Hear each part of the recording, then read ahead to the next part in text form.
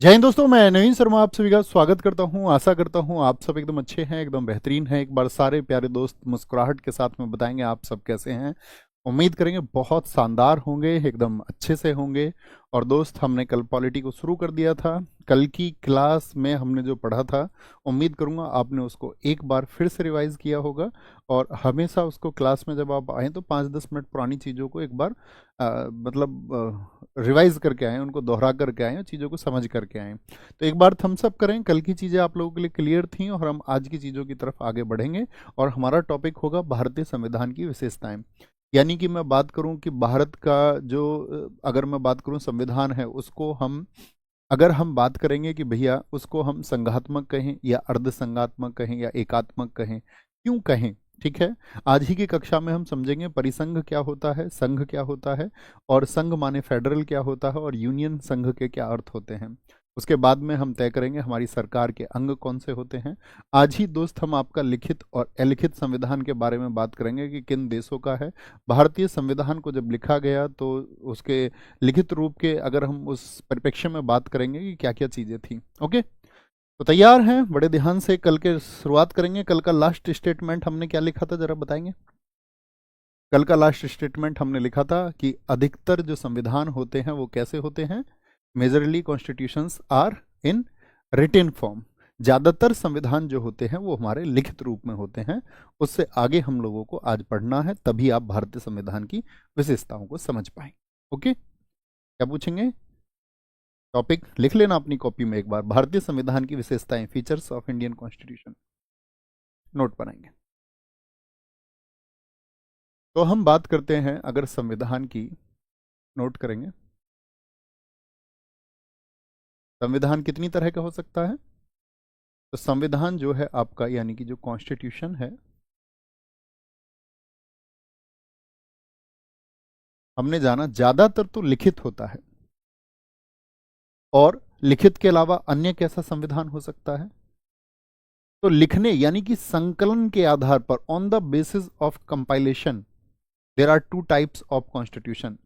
संकलन के आधार पर संविधान दो तरह का होता है, लिखित संविधान और अलिखित संविधान।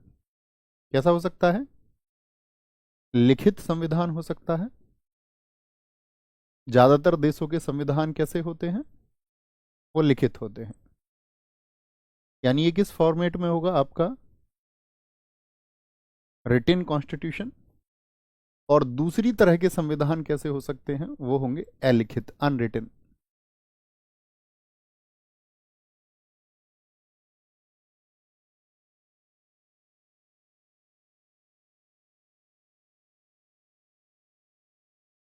Unwritten constitution. अच्छा, मैं आपसे पूछूंगा कि लिखित और अलिखित संविधान में क्या अंतर होता है। तो भैया सीधा सा कॉन्सेप्ट है कि जो लिखा हुआ है वो लिखित, और जो लिखा हुआ नहीं अलिखित। क्या सच में यही अंतर होता है? इस पैमाने से आगे बढ़ेंगे, स्टैंडर्ड से आगे का सोचेंगे। अभी आज आप समझ पाओगे। मैं आपको एक स्टेटमेंट देता हूं, जैसे कि आपका उसमें सिविल सर्विसेज में यूपीपीसीएस 2019 में स्टेटमेंट आया।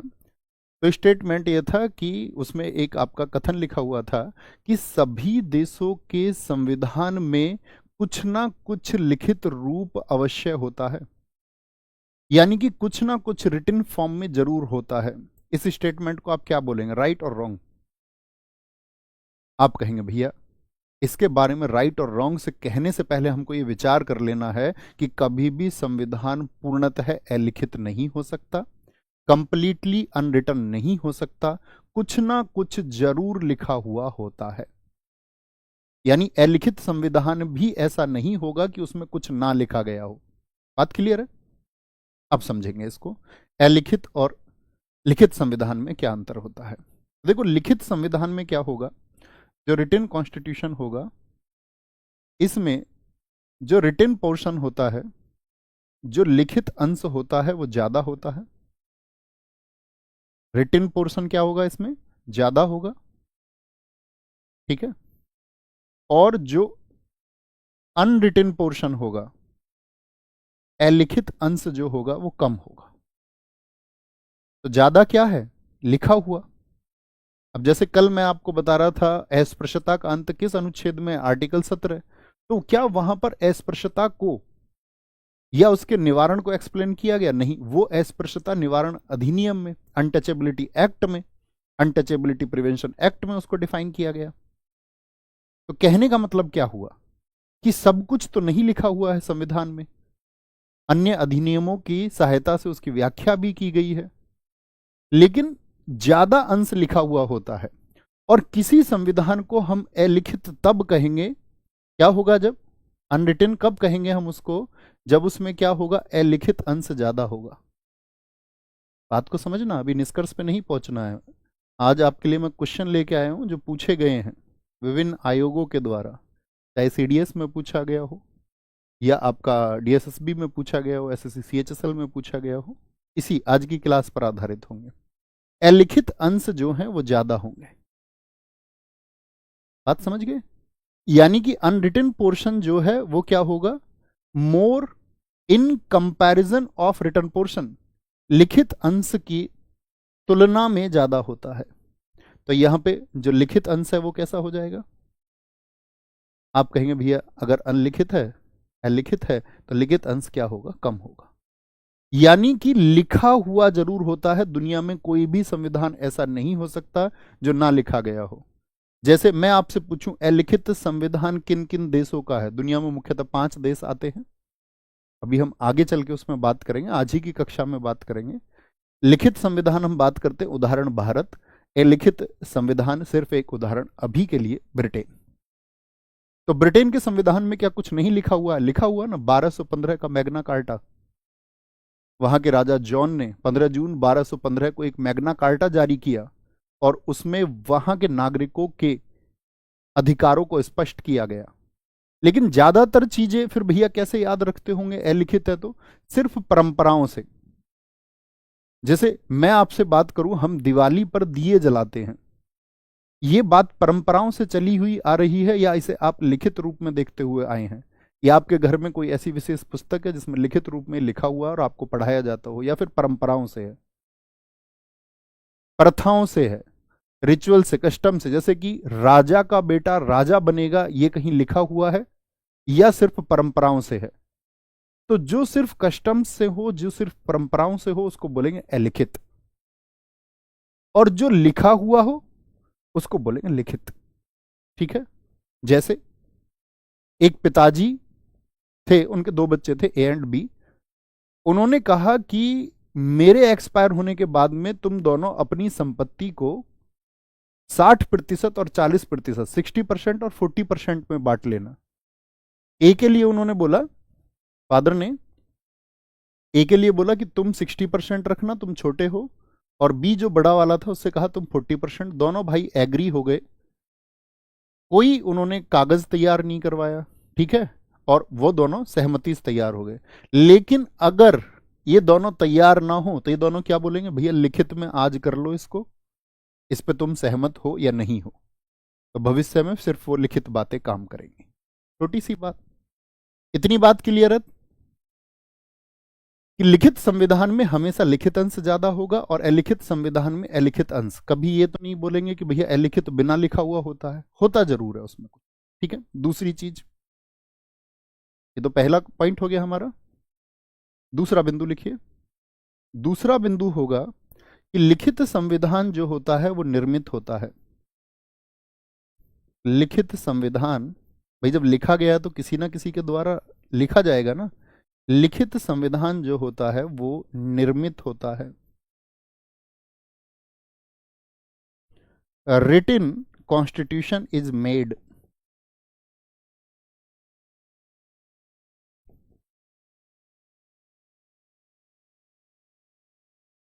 निर्मित होता है।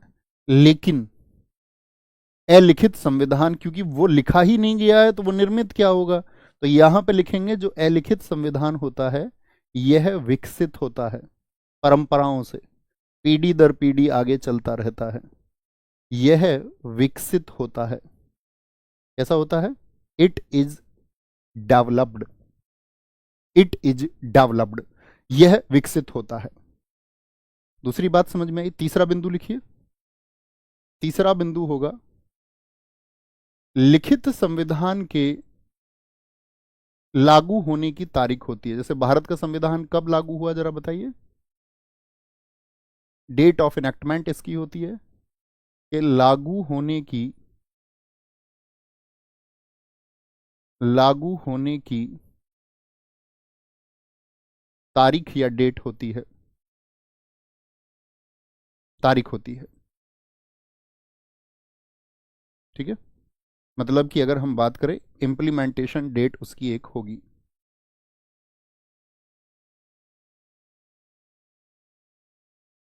Implementation date is necessary. बहुत बढ़िया, बहुत सारे दोस्तों ने बताया 26 जनवरी 1950 को भारत का संविधान लागू हुआ। चलो, इतनी समझ है, कमाल की बात है। लेकिन जो अलिखित संविधान होगा उसके लागू होने की तारीख नहीं होती है, क्योंकि वो लागू ही नहीं किया गया, वो लिखा ही नहीं गया। तीसरा अंतर समझ में आया। चौथा अंतर होगा, चौथा अंतर क्या होगा कि यहां पर एकात्मक संविधान भी हो सकता है, संघात्मक संविधान भी हो सकता है, और अर्ध संघात्मक संविधान भी हो सकता है। यही वो टर्म है जो हमको समझनी है। सरकार या संविधान लिख लीजिए। संविधान तीनों में से कैसा भी हो सकता है। यानी कि कॉन्स्टिट्यूशन और government is unitary, may be federal, और मे बी क्वासी फेडरल। जो संविधान लिखित होता है वहां पर सरकार एकात्मक भी हो सकती है, वहां पर सरकार संघात्मक भी हो सकती है, और वहां पर सरकार असंघात्मक भी हो सकती है। यानी संविधान की प्रकृति या उसका नेचर ऐसा हो सकता है। लेकिन अलिखित में हमेशा ये जरूरी होगा कि संविधान हमेशा यूनिटरी होगा, एकात्मक होगा। कैसी सरकार होगी वहां पर? यूनिटरी गवर्नमेंट होगी, यूनिटरी गवर्नमेंट होगी वहां पर। चौथा अंतर। अभी हम इस बात को समझेंगे कि ये तीनों टर्म क्या हैं, एकात्मक, संघात्मक या अर्धसंघात्मक। अभी छोटा सा प्रश्न आपसे पूछ लेता हूं, भारत का संविधान इन तीनों विकल्पों में से कैसा है?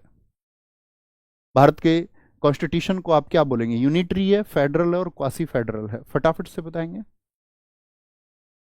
सारे दोस्त आंसर करेंगे। सिर्फ कक्षा पे फोकस करना है, बाकी किसी चीज पर फोकस नहीं करना है। जिन साथियों के अन्य प्रश्न हो, पीडीएफ कहां पर मिलेगा? मैं आपसे ये रिक्वेस्ट करूंगा, गुजारिश करूंगा, आपके हाथ पैर जोड़ करके आप अपने हाथ से नोट्स बनाएं। मैं लिख रहा हूं तो आप भी लिखिए। पीडीएफ के लिए कल समझा चुका हूं, कल कहां पर पीडीएफ मिलेगी। बाकी रिक्वेस्ट आप सब लोगों से यही करूंगा कि आप अपने नोट्स बनाएं दोस्त, प्लीज। ठीक है, अगली बात करेंगे। जो लिखित संविधान होता है उसमें न्यायपालिका जो है वो शक्तिशाली होगी, जुडिशरी ज्यादा पावरफुल होगी। न्यायपालिका इसमें क्या होती है? शक्तिशाली होती है। इन comparison of legislature, judiciary is more powerful, judiciary is more powerful in comparison of legislature। विधायिका की तुलना में न्यायपालिका। अब भारत का संविधान लिखित है तो भारत में शक्तिशाली कौन है, विधायिका या न्यायपालिका? इस पे भी बात आज ही करनी है हमको। यहां पे बात करेंगे जो अलिखित होगा। अलिखित संविधान में हमेशा जुडिशरी, विधायिका, जो जुडिशरी है अलिखित में वो हमेशा कमजोर होगी, और विधायिका यानी कि लेजिस्लेचर जो है वो हमेशा क्या होगा, पावरफुल होगा। लिखित और अलिखित संविधान का सबसे बड़ा अंतर यह है। अब हमने बात की थी कि सरकार या संविधान एकात्मक, संघात्मक और अर्धसंघात्मक हो सकता है। यानी अगली टर्म पर हम चलेंगे और एक प्यारा सा नोट बनाएंगे और लिखेंगे, संविधान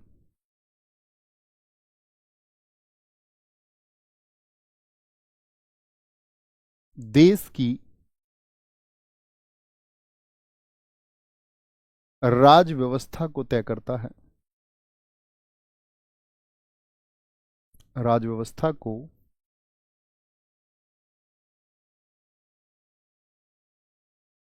तय करता है। राज्य व्यवस्था को क्या करेगा? तय करता है। यानी कि कॉन्स्टिट्यूशन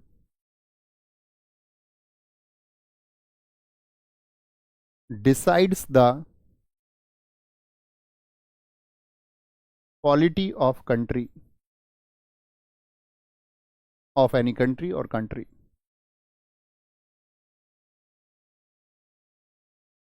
अगर संविधान, कल आप समझ चुके थे, हम इस पे बात कर चुके थे कल, संविधान क्या है? नियमों का एक संकलन है।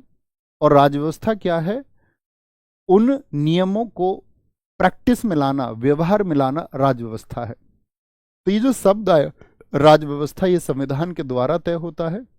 तो यहां पे हम बात करते हैं किस बारे में? कि राज्य व्यवस्था की जो प्रकृति है वो कैसी होती है, राज्य व्यवस्था का जो नेचर है वो कैसा होगा, नेचर ऑफ पॉलिटी। तो प्रकृति या तो वो एकात्मक हो सकता है या एकात्मक हो सकती है, या हम बात करेंगे, पहले एकात्मक की बात कर लेते हैं, यानी यूनिटरी होने का क्या मतलब है? यूनिटरी गवर्नमेंट और यूनिटरी कॉन्स्टिट्यूशन का क्या मतलब है? एकात्मक संविधान या एकात्मक सरकार हम उसको कहते हैं, यूनिटरी गवर्नमेंट साथ ही हम उसको कहते हैं जहां पर शक्तियों का केंद्रीकरण हो, शक्तियों का केंद्रीकरण हो, यानी कि सेंट्रलाइजेशन ऑफ पावर हो किसी एक जगह पर। शक्तियों का केंद्रण कहां पर हो? किसी एक जगह पर। क्या बोला हमने? Centralisation of powers. कोई एक एग्जांपल आप बता सकते हैं किस कंट्री में ऐसा है? सेंट्रलाइजेशन ऑफ पावर्स, ब्रिटेन, राजा, शक्तियां किसके पास में है? ब्रिटेन की महारानी या राजा के पास में, यानी कि राजतंत्र में शक्तियां हैं। फ्रांस, जापान, यानी कि शक्तियों का जो केंद्रीकरण होगा, अगर मैं यहां पर आसान से शब्दों में लिखूं कि सिर्फ एक सरकार शक्तियों का प्रयोग करती है, सिर्फ एक सरकार, only one government use the powers. सिर्फ एक गवर्नमेंट क्या करेगी? शक्तियों का प्रयोग।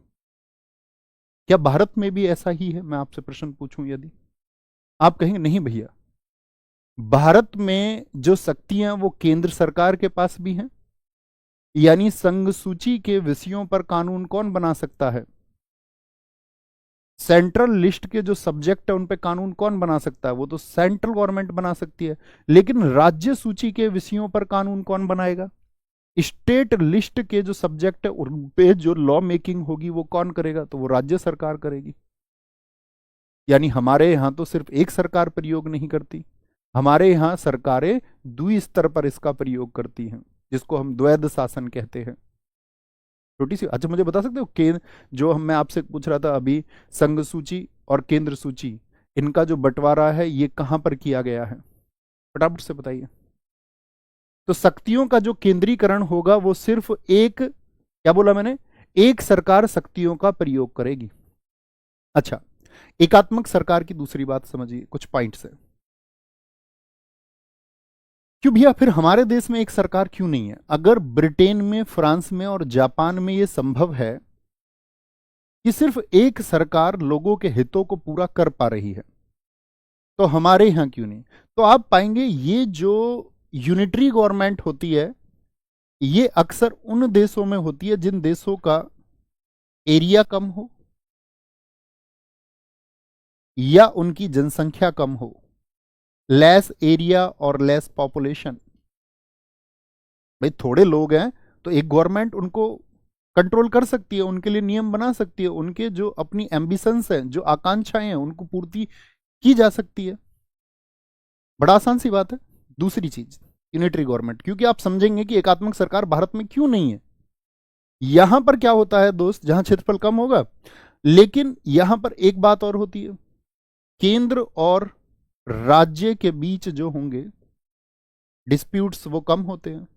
हमारे देश में आपने देखा केंद्र सरकार और राज्य सरकारों के बीच में जो डिस्प्यूट्स हैं वो कितने ज्यादा होते हैं। यूनिटरी गवर्नमेंट में क्या होता है, केंद्र और राज्य के बीच जो विवाद होंगे वो कम होंगे।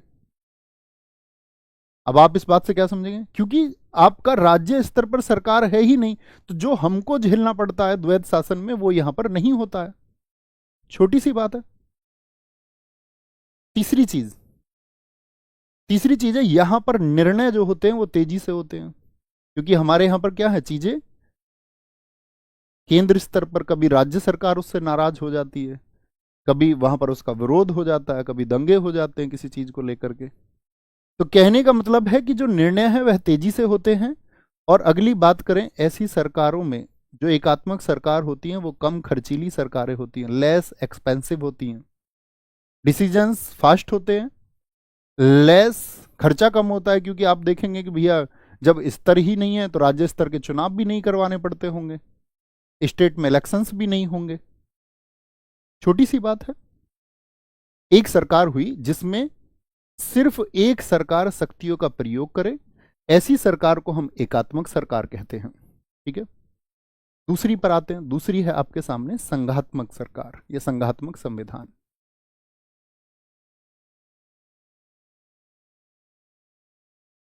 संघात्मक संविधान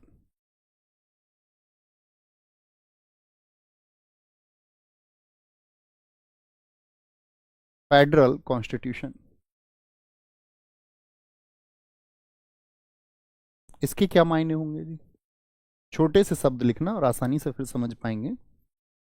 क्या होगा, जहां शक्तियों का विकेंद्रीकरण हो।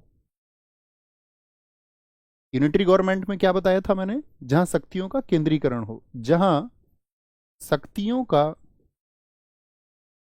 विकेंद्रीकरण हो,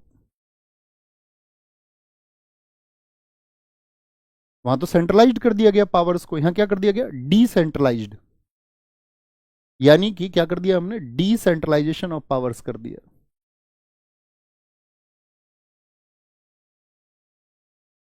डिसेंट्रलाइजेशन ऑफ पावर्स।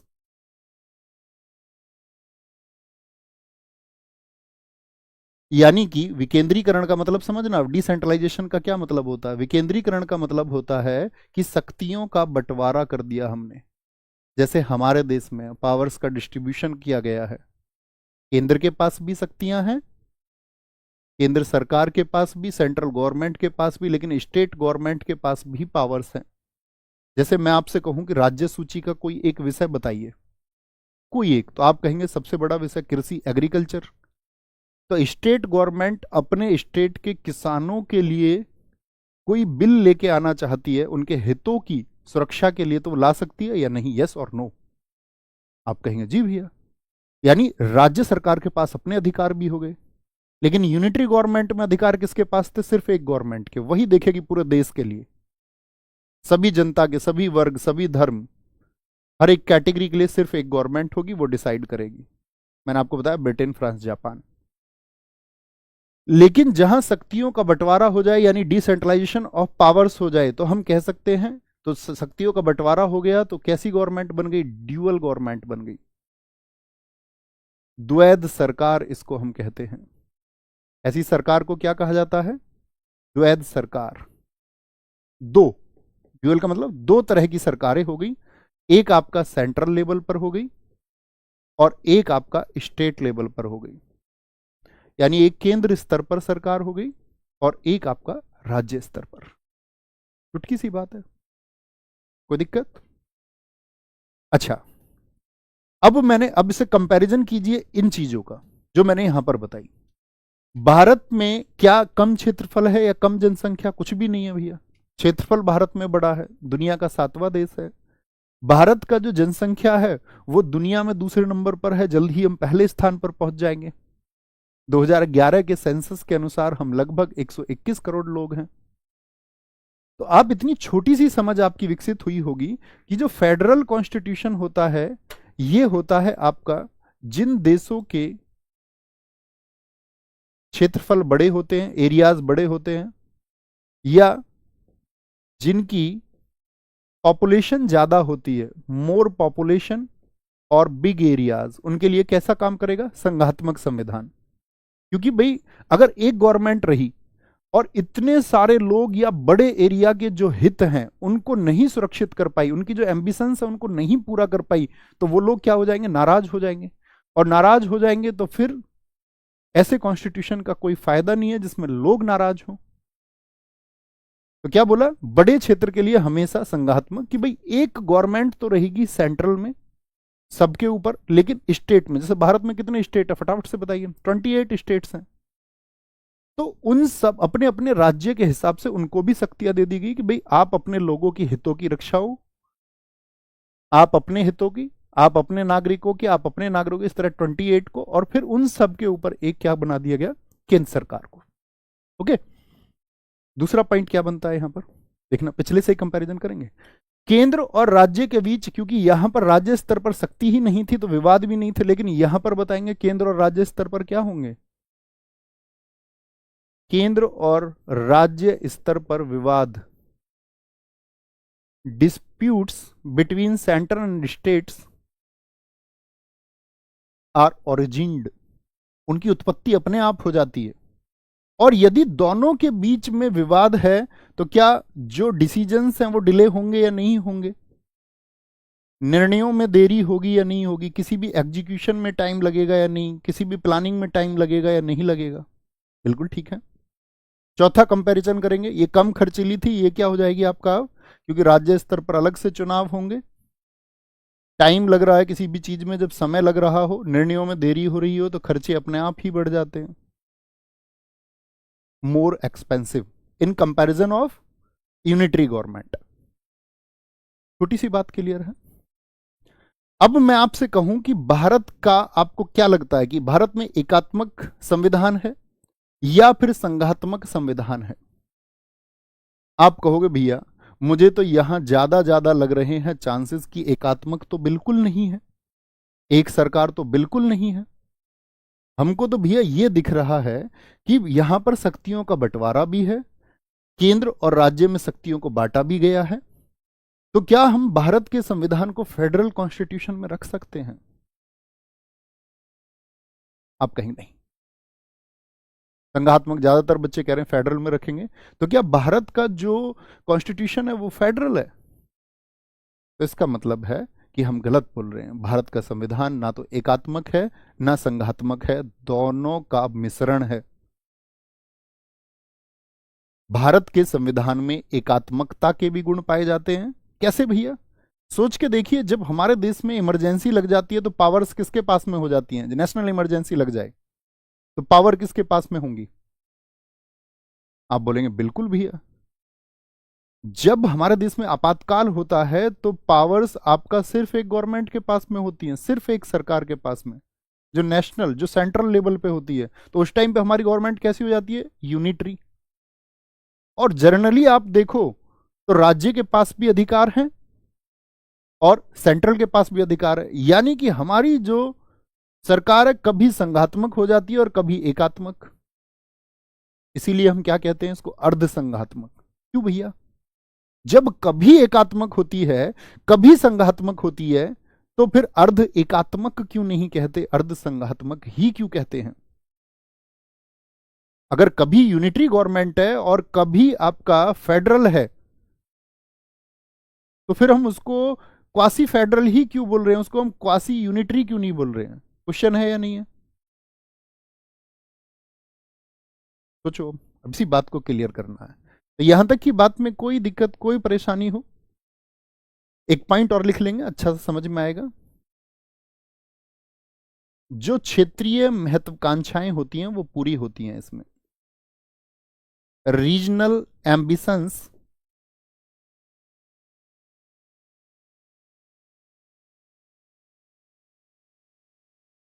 मतलब पूर्ण तो नहीं लिख सकते, पूर्ण हो सकती हैं, लेकिन क्षेत्रीय महत्वाकांक्षाएं जो आपका रीजनल, अब गवर्नमेंट ना पूरी करे लोगों की इच्छाओं को, जरूरी थोड़ी है।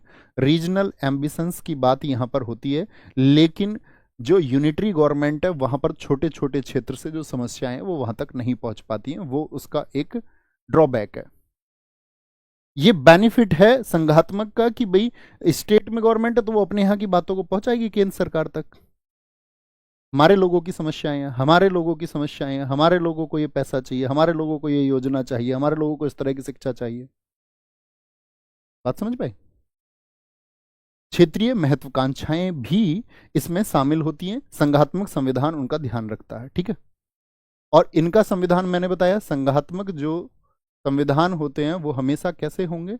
लिखित संविधान होंगे। क्योंकि भाई अगर पावर्स को बांटा गया है सेंट्रल और स्टेट में, मैंने कहा अगर पावर्स को बांटा गया है सेंट्रल और स्टेट में, तो ये लिखा हुआ तो होना चाहिए कि किसको कौन सी मिलेंगी। जैसे भाई हमारे यहाँ पे आप, मैं आपसे पूछूं 7वीं अनुसूची में संघ सूची को कितने विषय दिए गए हैं, सेंट्रल लिस्ट को कितने विषय दिए गए हैं? अगर लिखा हुआ नहीं होता तो पहले 97 थे, अभी 100 सब्जेक्ट हैं। जैसे मैं पूछूं आपसे राज्य सूची को कितने विषय दिए गए हैं, फटाफट से बताएं। तो यहाँ के 5 विषय हटा करके समवर्ती सूची को दे दिए गए, वहां 47 से 52 हो गए, यहाँ 66 सब्जेक्ट थे, 5 घट के 61 रह गए। कितने हो गए? 61 रह गए। तो ये बातें लिखित में होनी चाहिए, यस और नो। अरे अपने ब्रेन का यूज कर पा रहे हो थोड़ा बहुत या नहीं? उनकी तरह मत रहना जो एक वीडियो में पूरा संविधान तुमको पढ़ा देते हैं, एक वीडियो में नहीं सीख पाओगे कुछ भी। समझ पा रहे हो? सीखना बहुत अच्छे से। मैं हमेशा कहता हूं जब हम विषय को पढ़ेंगे तो उसको आप पढ़ा पाएंगे, बस इतना भर प्रयास होता है कि आप उसको भविष्य में पढ़ा पाएंगे, बाकी दूसरा कोई प्रयास नहीं है उसमें। मेरी जगह कल आप हो, कॉमन सी बात है। तीसरी चीज पर आते हैं। तीसरी चीज है कि एक पॉइंट लिख लेना, वापस लौट के आना पड़ेगा हमको इस बिंदु पर। भारत का संविधान, भारत का संविधान अर्ध संघात्मक है, अर्ध संघात्मक है। कैसा है? Indian constitution is quasi federal.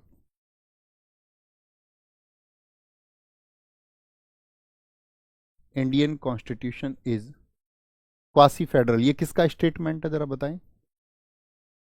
Quasi federal, QUASI, quasi federal किसका स्टेटमेंट है ये? तो आप याद रख लेना, ये KC वियर ने कहा है। ये चसल में पूछा गया था दोस्त आपसे, अभी मैं दिखाऊंगा ये क्वेश्चन। KC वियर ने इस बात को कहा है। क्वेश्चन दिखाएं, आंसर करना, तब हम वापस टॉपिक पर लौट के आएंगे। KC वियर का स्टेटमेंट, KC वियर का स्टेटमेंट, ये देखिए हमें, निम्नलिखित में से किसने भारतीय संविधान को अर्धसंघीय बताया? इसको अपने नोट्स में लिखिए यहीं पे छोटा सा। किसने कहा है? KC वियर ने कहा है। क्यों कहा ये मैंने आपको बताया अभी, इसको थोड़ा सा एक्सप्लेन करते हैं। क्वेश्चन कहीं साइड में लिख लेना आप। मैंने क्या बोला? जैसे इंडिया है, भारत है, भारत की अगर दोस्त हम बात करते हैं, भारत में 2 तरह की सरकारें हैं, एक केंद्र स्तर पर है सेंट्रल लेवल पर, और एक स्टेट लेवल पर यानी राज्य स्तर पर। ऐसी ही होती हैं सरकारें जी। आपातकाल के दौरान हमारी सरकार, मैंने आपको समझाया कैसी हो जाती है। आपातकाल के दौरान, आपातकाल में हमारी गवर्नमेंट हो जाती है यूनिटरी। इन इमरजेंसी और government forms to unitary government. एक ही सरकार के पास में सारी शक्तियां हो जाती। आपातकाल के अलावा एक अन्य उदाहरण समझिए, ऑल इंडिया सर्विसेज जानते हैं, अखिल भारतीय सेवाएं। किनको बोलते हैं अखिल भारतीय सेवाएं, जरा बताएं। UPSC के तहत आने वाली सेवाएं, IAS, IPS, IFS, IFOS, IRS, Indian administrative service, Indian police service, Indian forest service, Indian foreign service, Indian revenue services और अन्य प्रकार की अखिल भारतीय सेवाएं, 20 से अधिक। तो क्या बोलेंगे यहां पर? अखिल भारतीय सेवाओं की नियुक्ति कौन करता है? ऑल इंडिया सर्विसेज जो होती हैं, इनकी जो UPSC के जो सदस्य होते हैं उनको नियुक्त कौन करता है? सेवाओं में जो नियुक्ति होती है यानी एक आईएएस जो है उनकी नियुक्ति किसके द्वारा होगी? प्रेसिडेंट के द्वारा, राष्ट्रपति के द्वारा, राज्यपाल द्वारा तो नहीं होती। जबकि काम किसके लिए कर रहा होता है एक डीएम? भाई आपका राष्ट्रीय स्तर पर भी अधिकारी काम कर रहे होते हैं, जैसे मान के चलो इस देश के गृह सचिव है, वो भी एक आईएएस है। लेकिन मैं बात कर रहा हूं एक जिले में जो डिस्ट्रिक्ट मजिस्ट्रेट है वो सेवाएं किसको दे रहे हैं, केंद्र को या राज्य को? आप कहेंगे राज्य को सेवाएं दे रहे हैं, तो नियुक्ति का अधिकार उनकी का क्या राज्य के पास था? नहीं। तो यहां पर भी हमारी गवर्नमेंट क्या हो गई? यूनिटरी हो गई, यानी शक्ति एक सरकार के पास हो गई। सर्विस स्टेट को थी, लेकिन जो अपॉइंटमेंट था उसके राइट्स किसके पास है? सेंट्रल गवर्नमेंट के पास। राज्य को आप जानते ही हैं 7वीं अनुसूची के अनुरूप। 7वीं शेड्यूल में क्या किया गया है? शेड्यूल में राज्य सूची को भी विषय दिए गए हैं। राज्य सूची को, राज्य सूची में कितने विषय रखे गए हैं? 61 सब्जेक्ट्स रखे गए हैं। और जब इस तरह के अधिकार आ जाएं, जब केंद्र और राज्य स्तर दोनों पे हो, तो यहां पर हमारी गवर्नमेंट कैसी हो गई? फेडरल हो गई। अब मेरा एक क्वेश्चन सुनना आप जानते, हमारी जो देश की व्यवस्था है उसमें यूनिटरी के लक्षण ज्यादा हैं या फिर फेडरल के लक्षण ज्यादा हैं? तो उन दोनों का कंपैरिजन किया जाए, यानी सभी विषयों की गिनती यदि की जाए, तो आप देखेंगे हमारा देश जो है वो फेडरल होने की तरफ ज्यादा झुकाव रखता है।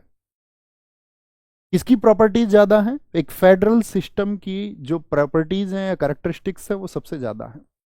इसीलिए हम उसको क्वासी यूनिटरी ना बोल करके क्या बोलते हैं? क्वासी फेडरल बोलते हैं। क्या बोलेंगे उसको हमेशा? Quasi federal. यानी कि हमारे संविधान में एकात्मकता और संघात्मकता दोनों का स्वरूप है, लेकिन उन दोनों की यदि तुलना की जाए तो संघता जो संघात्मकता है उसकी ओर झुकाव ज्यादा है, इसीलिए उसको अर्ध संघात्मक कहा जाता है। थम्स अप करें, बात समझ में आ गई क्यों क्वासी फेडरल है, फेडरल क्या होता है और आपका यूनिटरी क्या होता है। तो किसके सिम्टम्स ज्यादा हुए? फेडरल के, इसीलिए बोला हमने क्वासी फेडरल। छोटी सी बात थी, छोटी सी बात थी दोस्त, कोई दिक्कत की बात तो नहीं थी इसमें। तो भारत का संविधान अर्ध संघात्मक है। दूसरा स्टेटमेंट लिखेंगे, यहां पे कुछ अन्य लोगों के स्टेटमेंट भी आते हैं, उनको भी यहां पे नोट कर सकते हैं। जैसे केसी वियर ने क्या कहा है, यहां पे एक स्टेटमेंट आता है आपका, सहकारी संघवाद किसने कहा है? भारत के संविधान को सहकारी संघवाद, सहकारी संघवाद का मतलब है आपका कोऑपरेटिव फेडरेशन, कोऑपरेटिव फेडरेशन किसने कहा है? तो एक बहुत बड़े साथी, अगर मैं बात करूं आपसे, राजनीतिक विशेषज्ञ हुए हैं ग्रेनविल ऑस्टिन, उनका ये स्टेटमेंट है, ग्रेनविल ऑस्टिन। एक स्टेटमेंट और आता है, वो कहा गया है आपका आइवर जेनिंग्स ने, केंद्रीकरण के साथ में संघ, केंद्रीकरण के साथ, केंद्रीकरण के साथ में संघ, यूनियन विद सेंट्रलाइजेशन, ये किसने कहा है? Union with centralisation Ivor Jennings ने कहा है। किसका स्टेटमेंट है? आइवर जेनिंग्स का। ये बात आप समझ गए कि हमारा क्वासी फेडरल क्यों है? सहकारी संघवाद का मतलब है, वो कह रहे हैं कि फेडरल में आपका कोऑपरेटिव मतलब राज्यों का सहयोग होना जरूरी है। अभी हमने बात की राज्यों का सहयोग कैसे, जैसे राज्य सूची में हमने विषय दिए हैं किसी सरकार में, और यूनियन विद सेंट्रलाइजेशन, इसकी भी बात हमने कर ली आपसे कि यूनाइट कब होगा और पावर का सेंट्रलाइजेशन किस तरह से होता है, जैसे नेशनल इमरजेंसी में होता है या बाकी अन्य देशों में होता है। ठीक है, इंग्लिश में नहीं समझा रहे हैं सर, ऐसा कोई वर्ड आप अगर शांति से सुनेंगे तो ऐसा कोई वर्ड नहीं होगा जिसको मैं हिंदी और इंग्लिश दोनों में नहीं बोल रहा हूँ। हाँ, आप चाहें तो मैं फ्रेंच में बोल सकता हूँ थोड़ा, आप चाहें तो मैं थोड़ा सा तेलुगु में बोल सकता हूँ, इन प्यार इन्ना किरातू इंदे प्यार इन्ना। इतने मूर्ख बच्चे मत बनो दोस्त, क्लियर है? है ना। यूनियन विद सेंट्रलाइजेशन, केंद्रीकरण के साथ में, केंद्रीकरण के साथ में कोई दिक्कत। भारत का संविधान अर्थसंघात्मक हो गया, छोटी सी बात है। अब यहां पर दोस्त जब हम संघात्मक की बात कर रहे हैं तो आप एक शब्द देख पा रहे होंगे, संघ। क्या इसको आप देख पा रहे हैं? संघ का क्या मतलब होता है, ये हमको समझना है। अभी तक तो हमने सिर्फ शब्दों को समझा, एकात्मक, संघात्मक और अर्ध संघात्मक, लेकिन इन शब्दों का जो आधार है वो तो संघ शब्द ही है। तो संघ शब्द को समझने के लिए हमको कुछ चीजों को समझना पड़ता है, जिसमें तीन चीजें आती हैं आपका। सबसे पहला लिखेंगे कॉन्फेडरेशन, यानी कि परिसंघ को, परिसंघ, कॉन्फेडरेशन। व्हाट इज कॉन्फेडरेशन, या मैं आपसे बोलूं परिसंघ क्या है? परिसंघ क्या है? What is confederation? जब हम कॉन्फेडरेशन को समझ जाएंगे तो उसके बाद में हम समझेंगे संघ। तीन चार लाइन छोड़ के लिखना, फेडरेशन क्या है, और तभी आप इन तीनों का अंतर भी समझ पाओगे, जो शायद आज से पहले ना समझा हो। संघ अर्थात यूनियन क्या है? पहले तो मुझे बताइए, भारत इन तीनों में से क्या है? भारत कॉन्फेडरेशन है, भारत फेडरेशन है, या फिर भारत एक यूनियन है? जब आप आर्टिकल 1 को पढ़ते हैं तो आर्टिकल 1 क्या कहता है? पहले ही आर्टिकल में कंफ्यूजन है। भारत राज्यों का संघ है हिंदी में, लेकिन इंग्लिश में क्या लिखा हुआ है? India is A union of states. Union अर्थात भारत क्या है? आपका यूनियन है। छोटी सी बात है, लेकिन तीनों में अंतर क्या है? देखो, परिसंघ क्या होता है? परिसंघ का सबसे अच्छा उदाहरण है अमेरिका। यूएसए से इसको समझते हैं। यूएसए किसका गुलाम रहा था, जरा बताएंगे? यूएसए 4 जुलाई 1776 को आजादी उसको मिलती है। फ्रीडम मिली किससे? ब्रिटेन से। फ्रांस की हेल्प से इसको आजादी मिली थी, ब्रिटेन से। अब जब किसी देश को आजादी मिली तो वहां पर इस टाइम पे अमेरिका में आपका रिवॉल्यूशन हुआ, क्रांति हुई। अमेरिकी क्रांति कब हुई थी, यह भी आपको पता होना चाहिए। अमेरिकी रिवॉल्यूशन कब हुआ था? अमेरिकी क्रांति हुई थी आपका 1775 से 83 तक। 1775 के जब प्रयासों में, शुरुआती दौर में 1776 में आपका ये आजाद हो गया, लेकिन वहां पर रिवॉल्यूशन चलता रहा वहां के परिवर्तनों को लेकर के। इसी दौर में यहां पे एक छोटा सा नोट बनाना, और वो छोटा सा नोट बनेगा आपका 1777 में, 1777 में यूएसए में परिसंघ बना। यूएसए में परिसंघ बना 1777 में। यह परिसंघ 1777 में बन गया, लेकिन इसने काम करना शुरू नहीं किया। इसकी जो फंक्शनिंग हुई, यह परिसंघ 1781 से 1789 तक कार्य करता रहा। क्यों भैया, 1789 में क्या हुआ था? यह परिसंघ यहां तक काम करता रहा, लेकिन इस परिसंघ को 1789 में समाप्त कर दिया गया। 1789 में इसको क्या कर दिया गया? डिसॉल्व कर दिया गया। सीधा सा एक शब्द लिख लिया, 1789 में इसको खत्म कर दिया गया, क्योंकि 1789 में अमेरिका का संविधान तैयार हो चुका था, जो दुनिया का पहला लिखित संविधान है। संयुक्त राज्य अमेरिका का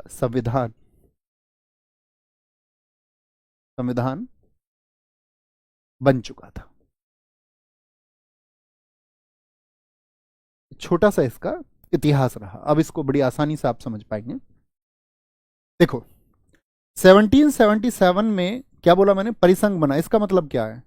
अमेरिका जो था आपका किसका गुलाम हुआ? ब्रिटेन का। और अमेरिका में थी 13 कॉलोनी।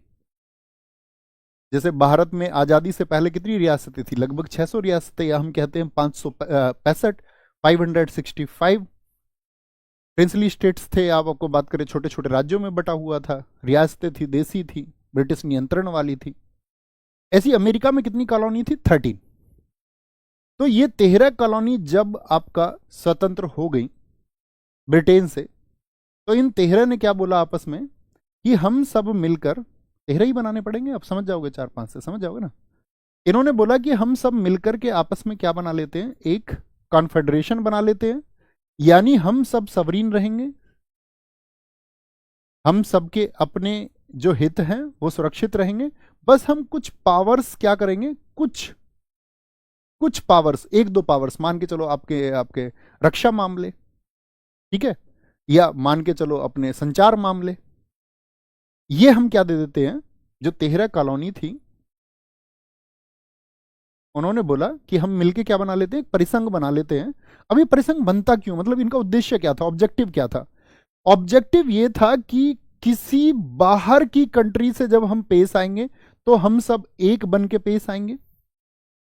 अंदर क्या होंगे, हम सब अलग अलग होंगे, और हम जब चाहें इस परिसंघ को छोड़ सकते हैं। याद रख लेना, किसी भी संघ में परिसंघ जो होता है वो सबसे कमजोर इकाई होती है। सबसे कमजोर कौन सा होता है? परिसंघ, क्योंकि इसके मेंबर्स इसको कभी भी छोड़ सकते हैं, कभी भी इसको त्यागा जा सकता है। छोटी सी बात है, याद रखेंगे। इसमें जो सदस्य होते हैं वो स्वैच्छिक होते हैं। इसकी मेंबरशिप जो होती है वो वॉलंटरी होती है। कैसे होते हैं इसके सदस्य? स्वैच्छिक, अपनी इच्छा से, कोई दबाव नहीं, जब चाहे तब छोड़ दें। जैसे छिपकली अपनी पूंछ छोड़ देती है जब चाहे तब, संकट की स्थिति में उसको लगेगा मुझे अलग करनी है अपनी पूंछ, अलग कर देंगे। यहां तो कंट्री खुद को अलग कर सकती है। जैसे आप किसी को कभी भी छोड़ सकते हैं, ऐसा नहीं थोड़ी है कि वादा किया तो निभाना, निभाते हो क्या हमेशा? और जब चाहे कोई किसी को छोड़ के चला जाता है, झूठे वादे करके छोड़ के चला जाता है। वही परिसंघ है। आप दोनों किसी को दिखाने के लिए एक थे, ए एंड बी पर्सन, आप थे सच में अलग अलग, जुदा जुदा। हम दोनों हैं अलग अलग, हम दोनों हैं जुदा जुदा, लेकिन बाहर के किसी आदमी के लिए हम एक हैं, लेकिन हम कभी भी अलग हो सकते हैं। ये क्या है? परिसंघ है। सेपरेशन, आजकल के रिलेशनशिप्स, वो किसका उदाहरण है? वो भैया परिसंघ का उदाहरण है। जब तक शादी नहीं हुई है तब तक की बात कर रहा हूं मैं, अभी शादी के बाद बताऊंगा। शादी के बाद ऐसी थोड़ी छोड़ सकते हो। शादी के बाद तो क्या करना पड़ेगा, तलाक लेना पड़ेगा, पेपर साइन करने पड़ेंगे, कोर्ट प्रोसीजर में हिस्सा लेना पड़ेगा। तो शादी के पहले जो अलगाव की स्थिति है वो परिसंघ में, और जैसे ही शादी हो जाएगी तो बन जाएगा संघ। फिर ऐसे ही नहीं छोड़ सकते। तो सबसे कमजोर क्या हुआ? परिसंघ। परिसंघ का निर्माण किसने किया? आपका, मैंने आपको बताया, अमेरिका ने। आप परिसंघ कितने वर्षों तक काम करा वहां पे? 8 वर्षों तक। 1789 में परिसंघ क्यों खत्म हो गया? क्योंकि वहां पे उनका संविधान आ गया। ठीक है। अच्छा, अब बात करते हैं संघ की। संघ में क्या होता है? जैसे संघ का एक एग्जाम्पल सबसे पहले मैं आपको बताऊं, यूएसएसआर। यूएसएसआर का नाम सुना है? बताइए यूएसएसआर कब बना था? Union of Soviet socialist Republic, union of Soviet socialist, यानी समाजवादी लोगों ने एक गणराज्य अपना बनाया था, सोशलिस्ट रिपब्लिक, यूएसएसआर। कब बना था? इसके लिए आपको पता होना चाहिए रूस में क्रांति कब हुई थी, जरा बताएं। रशियन रिवॉल्यूशन कब हुआ? रूसी क्रांति कब हुई?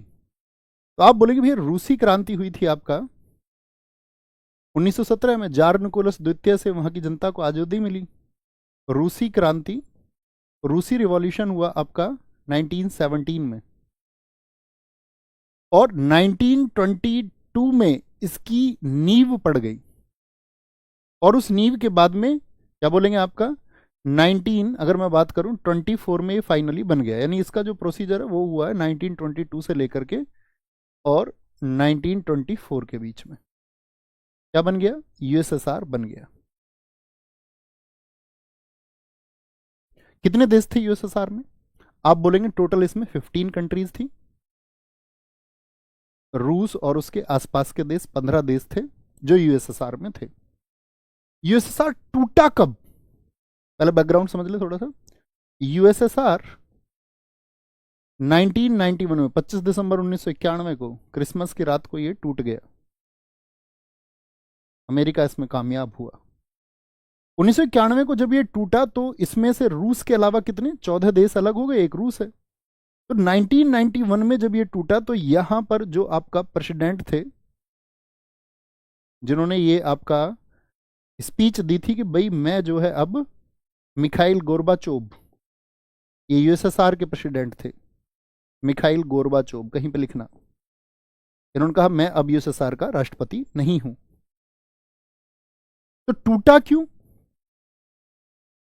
तो ये तो एक एग्जाम्पल हुआ कि यूएसएसआर जो है आपका, यानी कि एक union of Soviet socialist Republic है, एक संघ है, यानी उस समय पे फेडरल था। कितने देशों ने मिलकर बनाया था? 15 कंट्रीज ने। 15 कंट्रीज ने आपस में क्या किए थे? एक संधि की थी, एक ट्रीटी की थी। तो कभी भी याद रख लेना, जो फेडरल का निर्माण होगा, लिखना यहां पर, या ऐसे लिखो, यहां पर नहीं, ये लिख लो, फेडरल्स या फेडरेशन से अलग होने के लिए, फेडरेशन से अलग होने के लिए,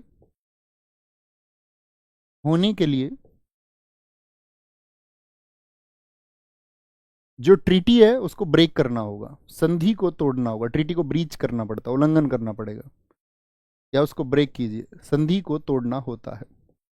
जैसे शादी, आपकी शादी हो गई, तो जैसे आप शादी से पहले अलग हो जाते थे, कि शादी के बाद ऐसा संभव है? आप कहेंगे नहीं भैया। दो थे मिलकर के, उन्होंने बोला हम बनाते हैं फेडरेशन, अब अलग हो नहीं सकते, क्योंकि अब क्या, क्योंकि दोनों के बीच में क्या हो गया, एक ट्रीटी साइन हो गई। बहुत सारे गवाह थे आपकी शादी में। बच्चों प्लीज बाकी क्लासेस के लिए जो भी बच्चे हैं कि इसके लिए मिनी मॉक शुरू करवाओ, उसके लिए वो कराओ प्लीज, उसके लिए हेल्पलाइन नंबर है। मेरी रिक्वेस्ट है आपसे, मत पूछो किसी एग्जाम के लिए आप इसको ले सकते हैं नहीं। अगर आप इतना नहीं समझ पाए, कल की कक्षा के बाद में मैं नहीं बता पाऊंगा आपको, यहाँ सिर्फ मैं पढ़ा पाऊंगा। प्लीज मेरी रिक्वेस्ट है, अन्य बातें ना करें, सिर्फ पढ़ाई पर ध्यान दें। बाकी लोग चले जाएं जिनको नहीं पढ़ना है। तो इनके अलग होने की बात क्या होगी? ये शर्तों के आधार पर अलग होंगे। On the basis of conditions they will be separate. अलगाव होने की स्थिति क्या होगी? शर्त होगी। तो यूएसएसआर जो था आपका, ये क्यों टूट गया? यूएसएसआर टूट गया क्योंकि आप जानते हैं रूस ने तो अपने, अगर मैं बात करूं, जो एटॉमिक टेस्ट थे, परमाणु परीक्षण थे, या आपका जो उनका डिफेंस सिस्टम था, रक्षा प्रणाली को मजबूत करने के लिए बहुत सारा खर्च किया। तो इस वजह से क्या हुआ, यूएसएसआर की जो इकोनॉमी है वो बहुत कमजोर पड़ गई। और यूएसएसआर की इकोनॉमी कमजोर पड़ गई तो जो आम जनता, उसमें विरोध आ गया। मिखाइल गोर्बाचोव के खिलाफ उन्होंने लोगों ने प्रदर्शन किया, और प्रदर्शन ऐसा हुआ कि 1991 में यूएसएसआर टूट गया। तो टूटने के लिए क्या हुआ कि इन सब लोगों के बीच में जो ट्रीटी थी, इन सब लोगों ने उस संधि पर साइन किए कि भाई हम अलग होते हैं। जैसे अमेरिका में कितने स्टेट है, फटाफट से बताएंगे। दूसरा एग्जांपल इसका आता है यूएसए। दूसरा एग्जांपल इसका आता है क्या? यूएसए। यूएसए में क्या है आपका, 50 स्टेट है, और 50 के 50 स्टेट जो हैं वो सब किसका है? फेडरेशन के तहत जुड़े हुए हैं। एक संघ उन्होंने बनाया हुआ है, एक संघ उन्होंने बनाया हुआ है कि हम 50 आपका राज्य हैं और हम सब एक होंगे।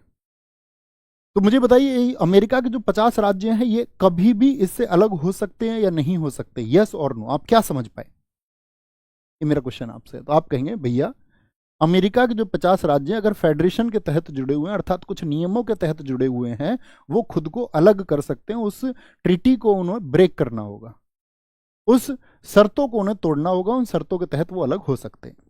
जितने भी दोस्त कह रहे हैं यस यस यस यस, बहुत बढ़िया, क्योंकि फेडरेशन में अलग हो सकते हैं। परिसंघ में तो सबसे ही आसान है, परिसंघ की तो बात खत्म हो गई। तो ये जो 50 हैं स्टेट, तो इन 50 स्टेट जब भैया जुड़े तो किस अर्थ पर जुड़े होंगे? देखो यहां पर क्या था, मैं आपसे कुछ क्वेश्चन पूछूंगा। आप रेजिडुअरी पावर्स के बारे में जानते हैं? नहीं जानते हैं तो अभी जान जाएंगे। रेजिडुअरी पावर्स, जिनको हम बोलते हैं अवशिष्ट शक्तियां। अवशिष्ट शक्तियां क्या होती हैं?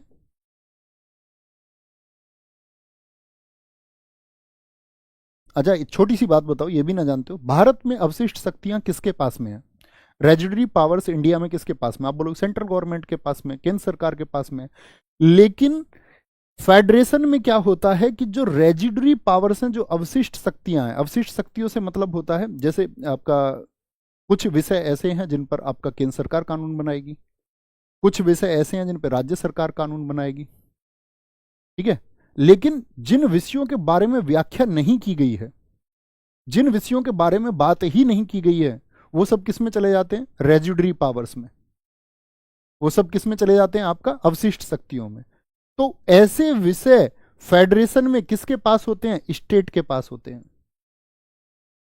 स्टेट का इस पे राइट होता है, स्टेट का अधिकार होता है। रेजिडरी पावर्स पर फेडरल में किसका अधिकार होगा? स्टेट का अधिकार होगा, ठीक है। जिन शक्तियों का जिक्र संविधान में नहीं होता उनको अवशिष्ट शक्तियां कहते हैं, और उन पर अधिकार किसका होगा? स्टेट का होगा, स्टेट का। तो यहां पर जो ये 50 स्टेट है, इनके पास में क्या है? रेजिडरी पावर्स हैं, अवशिष्ट शक्तियां हैं। यानी जिसके पास रेजिडरी पावर्स होती हैं वही संप्रभु होता है। यानी स्टेट क्या हो गया? याद रख लो, सवरीन हो गया।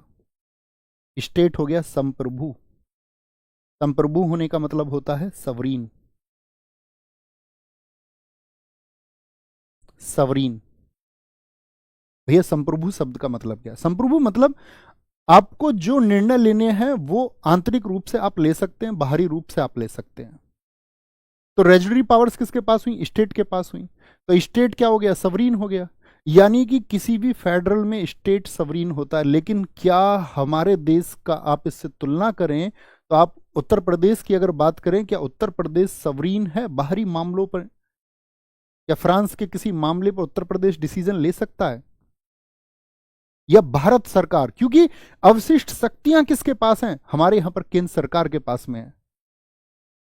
तो केंद्र सरकार हमारे यहां संप्रभु हुई, हमारे यहां राज्य संप्रभु नहीं है। छोटी सी बात समझ में आई? तभी समझोगे कि भारत को हम लोग परिसंघ में या आपका फेडरेशन में क्यों नहीं रखते हैं। अब ये पिक्चर क्लियर होने लगी होगी दिमाग में। तो मैं आपसे पूछूं, क्या भारत फेडरेशन है? छुटकी सी बात मुझे बताओ। आप कहोगे नहीं, भारत फेडरेशन क्यों नहीं है? क्योंकि तीसरी बात करते हैं यहां पर आकर के, तीसरी बात हम करेंगे आपका संघ की। क्या दिया था मैंने तीसरा पॉइंट? संघ अर्थात यूनियन क्या है? यूनियन क्या है? भारत में कुछ एक्ट आए हैं, आपने नाम सुना होगा, जैसे कि बताएं। 1773 का रेगुलेटिंग एक्ट, नाथ एक्ट सुना है? हाँ जी। 1784 सुना है भैया? बहुत सारे एक्ट हमने सुने हैं। 1857 की क्रांति के बारे में सुना है? जी भैया, 1857 की क्रांति हुई, रिवॉल्यूशन ऑफ 1857। पहले थोड़ा समझो इसको, तब वहां पर पहुंचेंगे। 1857 की क्रांति में ब्रिटिश जो गवर्नमेंट थी, या ब्रिटिश में जो क्राउन था, जो महारानी थी, उसको अंदेशा हुआ कि यार ये तो अभी छिटपुट छिटपुट आपका क्रांति हुई है, इकट्ठे हो जाते तो हमको भगा देते, बिजनेस बिजनेस सब स्पाइल हो जाता, एकदम से खराब हो जाता, जिस बिजनेस की प्लानिंग कर रखी थी। क्योंकि हम ऐसे बोलते हैं ईस्ट इंडिया कंपनी का जो शासन है वो 1773 के रेगुलेटिंग एक्ट से शुरू हुआ और वो रहा है आपका 1857 तक। ये administration of east India company है, ईस्ट इंडिया कंपनी का शासन है, governance of east India company. लेकिन 1858 से लेकर के और 1947 तक जो चला, तो यहां पे क्या हो गया? ब्रिटेन की महारानी को गुस्सा आया कि तुमने अपने होते हुए 1857 की क्रांति कैसे करा दी, ईस्ट इंडिया कंपनी का जो शासन है वो खत्म कर दिया गया। और फिर किसका शासन शुरू हो गया? गवर्नेंस ऑफ क्राउन, क्राउन का शासन। इसके बाद में जितने भी एक्ट आए वो ब्रिटेन की महारानी, या बात करें वहां के जो भी कोई भी व्यक्ति जो उस राज परिवार का हेड था, उसके आदेशों पर आए। छोटी सी बात है। अब मुझे एक बात बताओ, 1857 की जो क्रांति हुई उसके पश्चात में एक निर्देश आया 1858 के एक्ट में, वो छोटा सा लिखना। 1858 के एक्ट में क्या बोला गया? उसमें एक छोटी सी बात हुई कि भारत में दो तरह के राज्य हैं। एक तो ऐसे राज्य थे जिन पर सीधे ब्रिटेन का सीधा नियंत्रण था, direct control of Britishers, Britain का सीधा नियंत्रण। जैसे बंगाल को इन लोगों ने जीत लिया था 1757 के युद्ध में या नहीं, प्लासी की लड़ाई में। 1764 का बक्सर का युद्ध हम पूछे तो बंगाल को ही कंट्रोल कर चुके थे या नहीं, कर चुके थे। तो ब्रिटेन का जो सीधा आपका सीधा नियंत्रण था, सीधा नियंत्रण यानी direct control of British government. एक थी देसी रियासतें जो ब्रिटेन के कुछ सीधे नियंत्रण में नहीं थी, जिनको हम प्रिंसली स्टेट्स बोलते हैं। क्या बोलते हैं जिनको हम? Princely states. अब बात समझे, एक वर्ग तो उनका हो गया जो इनके सीधे कंट्रोल में थे, अंग्रेजों के, और एक वो हो गए जो इनके सीधे कंट्रोल में नहीं थे। इन सब के लिए नियम भी बनाने थे ब्रिटेन को, जो इनके सीधे कंट्रोल में थे। बातें चलती रही, नियम बनते रहे, 1935 आ गया। अब सीधा सा आधार, अभी हम इनको सबको पढ़ेंगे बहुत विस्तार से। 1935 का जब एक्ट आया तो आपको पता होना चाहिए भारत में फेडरल को एक्सेप्ट किया गया था। यहां तक हम फेडरल थे 1935 तक, 1935 के एक्ट के आने तक फेडरल सिस्टम को एक्सेप्ट किया गया, यानी संघीय व्यवस्था को, यानी कि संघीय व्यवस्था को अपनाया गया। लिखना भी है इस बात को, तब आप समझ पाएंगे। की पॉइंट्स लिखना, संघीय व्यवस्था को अपनाया गया, अपनाया गया। ठीक है। इसके बाद में भारत आजाद भी होता है 1947 में। भारत में मैंने अभी आपको बताया 565 रियासतें थी, 565 रियासतें। तो हमारे देश में क्या ऐसा संभव था कि हम फेडरल सिस्टम को छोड़ के यूनियन की तरफ क्यों आए? ये कहानी मैं आपको बता रहा हूं कि भारत ने भी संघीय व्यवस्था यानी फेडरल सिस्टम को अपनाया 1935 के अधिनियम में, और हमने इसको अपनाया था कनाडा मॉडल से। भारत में जो संघीय व्यवस्था ली गई है वो किस मॉडल से है बताएंगे? Canada model. जहां भी आपको संघीय रूप भारत का दिखे कि भारत यहां पे फेडरल दिखाई देता है, हमको यूनिटरी यहां पर नहीं दिखाई देता है। फेडरल का मतलब क्या हो गया? जहां पे केंद्र और राज्य के बीच शक्तियों का बंटवारा आपको दिखे तो आप समझ जाना ये कौन सा मॉडल है? कनाडा मॉडल है। ओके। तो संघीय व्यवस्था यहां पे क्या, मुझे बताओ, मैंने छोटी सी बात आपको बताई थी, यहां पर पीछे चलते हैं, कि जब फेडरल होगा आपका, या कोई भी फेडरेशन है, तो फेडरेशन में स्टेट को अधिकार दिया जाएगा, और स्टेट को अधिकार दिया जाएगा तो स्टेट क्या हो जाएगा? संप्रभु हो जाएगा। क्या ऐसा हमारे देश में संभव था कि हम 565 रियासतों को उनके राइट्स या अधिकार दे देते, या उनको हम संप्रभु बना देते, यानी वो अपने डिसीजंस ले ले आंतरिक या बाहरी? क्या ऐसा पॉसिबल था कि 565 रियासतों के लिए अलग अलग नियम हो पाते? उन सबको संप्रभु कर दिया जाता। प्लस में हमारे देश की पॉपुलेशन एक बड़ा फैक्टर था। हमारे यहाँ इतनी जनसंख्या है तो आप सोचो कितनी एम्बिशंस होती लोगों की। क्या अलग अलग सबकी आकांक्षाओं को पूरा ये रियासतें कर पाती अलग अलग नियमों के साथ में? आप कहेंगे नहीं। तो फेडरल हमारे यहाँ तो क्या तबाही को जन्म दे देता, गड़बड़ पैदा हो जाती फेडरल होने से। तो इसीलिए हमने फेडरेशन को नहीं अपनाया, और फेडरेशन को जब हमारी संविधान सभा ने नहीं अपनाया, जो कहीं पर भी हम फेडरल दिखाई देंगे तो वो कनाडा मॉडल के हमारे सिद्धांत है। तो इन 65 रियासतों को क्या बोला गया? भैया तुम सब एक काम करो, अब कुछ एक साथ साइन कर लो। आगे हम बात करेंगे। वल्लभ भाई पटेल जी ने, तो 3 रियासतें तो ऐसी थी जिन्होंने मना कर दिया था। उन्होंने बोला जो चाहे पाकिस्तान में पहुंच जाए या चाहे भारत में मिल जाए। 3 रियासतें ऐसी थी जिन पे आपका डिसीजन नहीं हुआ। जम्मू कश्मीर, राजा हरि सिंह थे, ठीक है, एक आपका जूनागढ़ थी, और एक हैदराबाद थी। हैदराबाद में तो क्या था? हैदराबाद में आपका वहां पे जो प्रशासक था वो मुस्लिम था, प्रजा वहां पे हिंदू थी। जूनागढ़ में भी ऐसा ही था। जूनागढ़ में तो जनमत संग्रह रेफरेंडम करा लिया गया, उसको मिला लिया गया अपनी तरफ। हैदराबाद में मतलब मुस्लिम आबादी भी काफी थी। हैदराबाद में ऑपरेशन पोलो करके सरदार वल्लभ भाई पटेल जी ने उसको भी मिला लिया। और बाद में आप जानती हैं जम्मू कश्मीर को भी, जब आपका आज़ादी के बाद में पाकिस्तान की सेना ने कश्मीर पे युद्ध कर दिया, कश्मीर पे आपका आक्रमण कर दिया, तो राजा हरि सिंह ने मदद मांगी और भारत का अभिन्न हिस्सा बनने को तैयार हुए। तो वो 3 भी मिलाई गई। लेकिन क्या बोला गया? अब ये बोला गया कि जो 565 रियासतें हैं ना, इनको हम क्या बनाए? अब तो इनको बनाया गया यूनियन। क्या बनाया गया? यूनियन। तो संघ क्या होता है, इसका उदाहरण है कि इससे, या छोटी सी एक परिभाषा लिखें, इससे राज्य अपनी पारस्परिक सहमति से अलग नहीं हो सकते। पारस्परिक सहमति बोले तो म्यूचुअल कंसेंट से, पारस्परिक सहमति से अलग नहीं हो सकते, अलग नहीं हो सकते। अब सब लोगों ने ऐसा बोला कि भाई अभी 565 एक साथ करनी है, याद रखना है इसको, will not separate by mutual consent. Mutual consent, एक पारस्परिक सहमति से वो अलग नहीं हो सकते। अब हमको बात समझ में आएगी, छोटी सी बात हमको समझ में आएगी कि आपकी बॉडी है, बॉडी दर्शाती है हमेशा यूनियन को,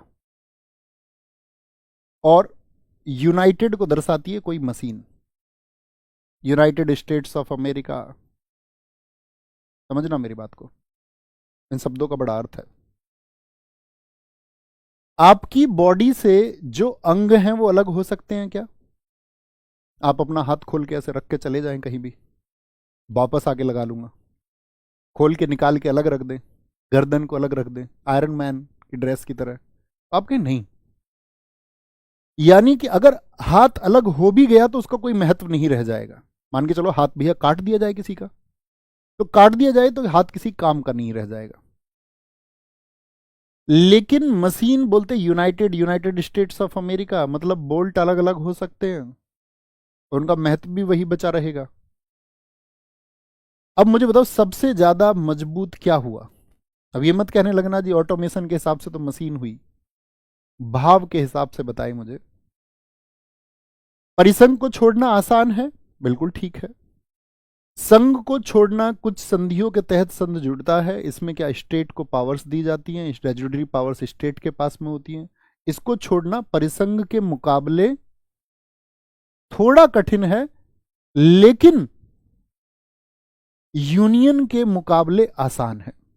यूनियन में म्यूचुअल कंसेंट से अलग हो ही नहीं सकते, इसीलिए भारत ने बोला कि भाई हम तो एक इकट्ठी भारत माता का निर्माण करेंगे। एक भारत माता होगी, उसमें राज्य होंगे, उसमें केंद्र शासित प्रदेश होंगे, और हम सब एक होंगे, और कोई भी अपनी पारस्परिक सहमति से अलग नहीं हो पाएगा। यही संघ है। तो भैया ये दोनों नाम एक जैसे क्यों हैं फिर? इसको भी संघ और इसको भी संघ। कहते हैं कि भारत का संविधान लिखने वाले लोगों को इससे ज्यादा बेहतरीन शब्द कोई नहीं मिला उस समय पर। इंग्लिश का यूनियन, बड़ा अंतर हो गया ना। तो आजकल के लोग संविधानविद कहते हैं कि भाई इसमें शायद भविष्य में एक शब्द आएगा समुच्चय, और वो सही होगा कि भारत राज्यों का एक समुच्चय है, और समुच्चय शब्द भी इसको सही प्रदर्शित कर देगा। ऐसी बहसें चलती हैं बहुत सारी, ठीक है, इस तरह की आप देखोगे डिबेट्स में ये बात आती है। कोई दिक्कत? तो बात समझ में आई? मुझे बताया कॉन्फेडरेशन, फेडरेशन यानी कि संघ। क्या बात आप समझे? अरे खुले दिमाग से सुन पा रहे हो या नहीं? बुद्धू तो नहीं है कोई? बुद्धू बुद्धू ही रहेगा। बताओ कौन से को छोड़ना आसान है सबसे ज्यादा? पहला लेटर लिख दो उसका बस, CFU। फटाफट से आंसर करेंगे, CFU। तो जिसको छोड़ना सबसे आसान है वो टूट भी आसानी से जाएगा।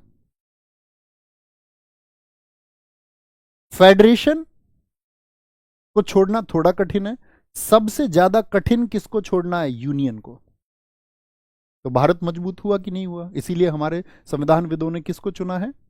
हम कहेंगे हमारे संविधानविदों ने यूनियन को चुना है। और यूनियन में क्या है? स्टेट संप्रभु नहीं है, यानी स्टेट को पावर्स नहीं दी गई हैं, सेंट्रल को पावर्स दी गई हैं, केंद्र को शक्तियां दी गई हैं। छोटी सी बात, छुटकी सी बात समझ में आई? आज के बाद एक्सप्लेन कर पाओगे परिसंघ क्या बनता है, संघ अर्थात फेडरेशन कैसे बनता है, उसमें शक्तियां किसके पास होती हैं, वो अलग कैसे होता है, और आपका यूनियन कैसे बनता है। यूनियन का मतलब होता है कि जो राज्य हैं वो उससे अपनी सहमति से अलग नहीं हो सकते, अलग हो ही नहीं सकते। मजा आया? मजा आया ये बताओ। बोले हाँ भैया। आना ही चाहिए, कुछ जानो। एक स्टूडेंट का ये धर्म होता है कि जब उसको कुछ जानने को मिले तो उसको मजा आना चाहिए। आपका मजा अध्ययन में होना चाहिए, सीखने में होना चाहिए।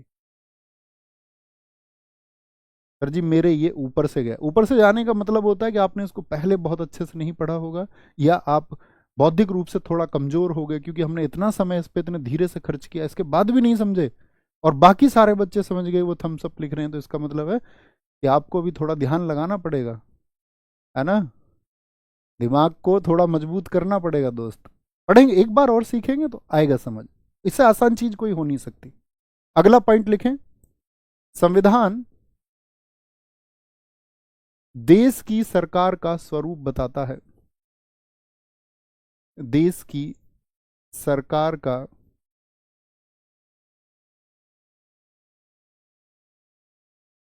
स्वरूप बताता है। कॉन्स्टिट्यूशन, कॉन्स्टिट्यूशन टेल्स द, क्या बताता है, सरकार का स्वरूप। Tells the form of the government of country.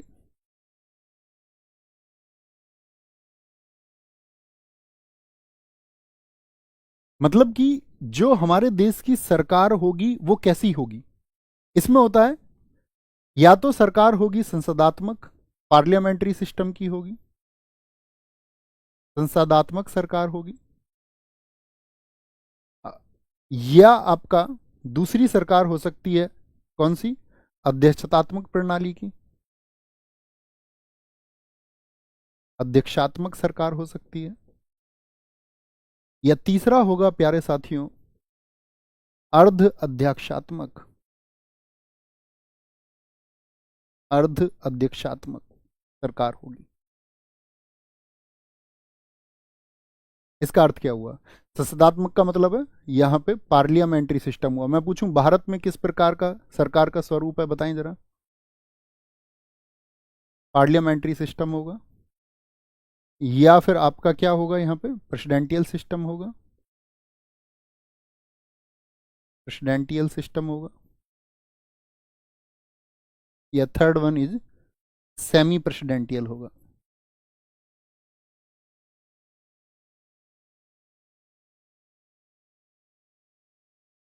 अब देखो इसको ध्यान से समझ।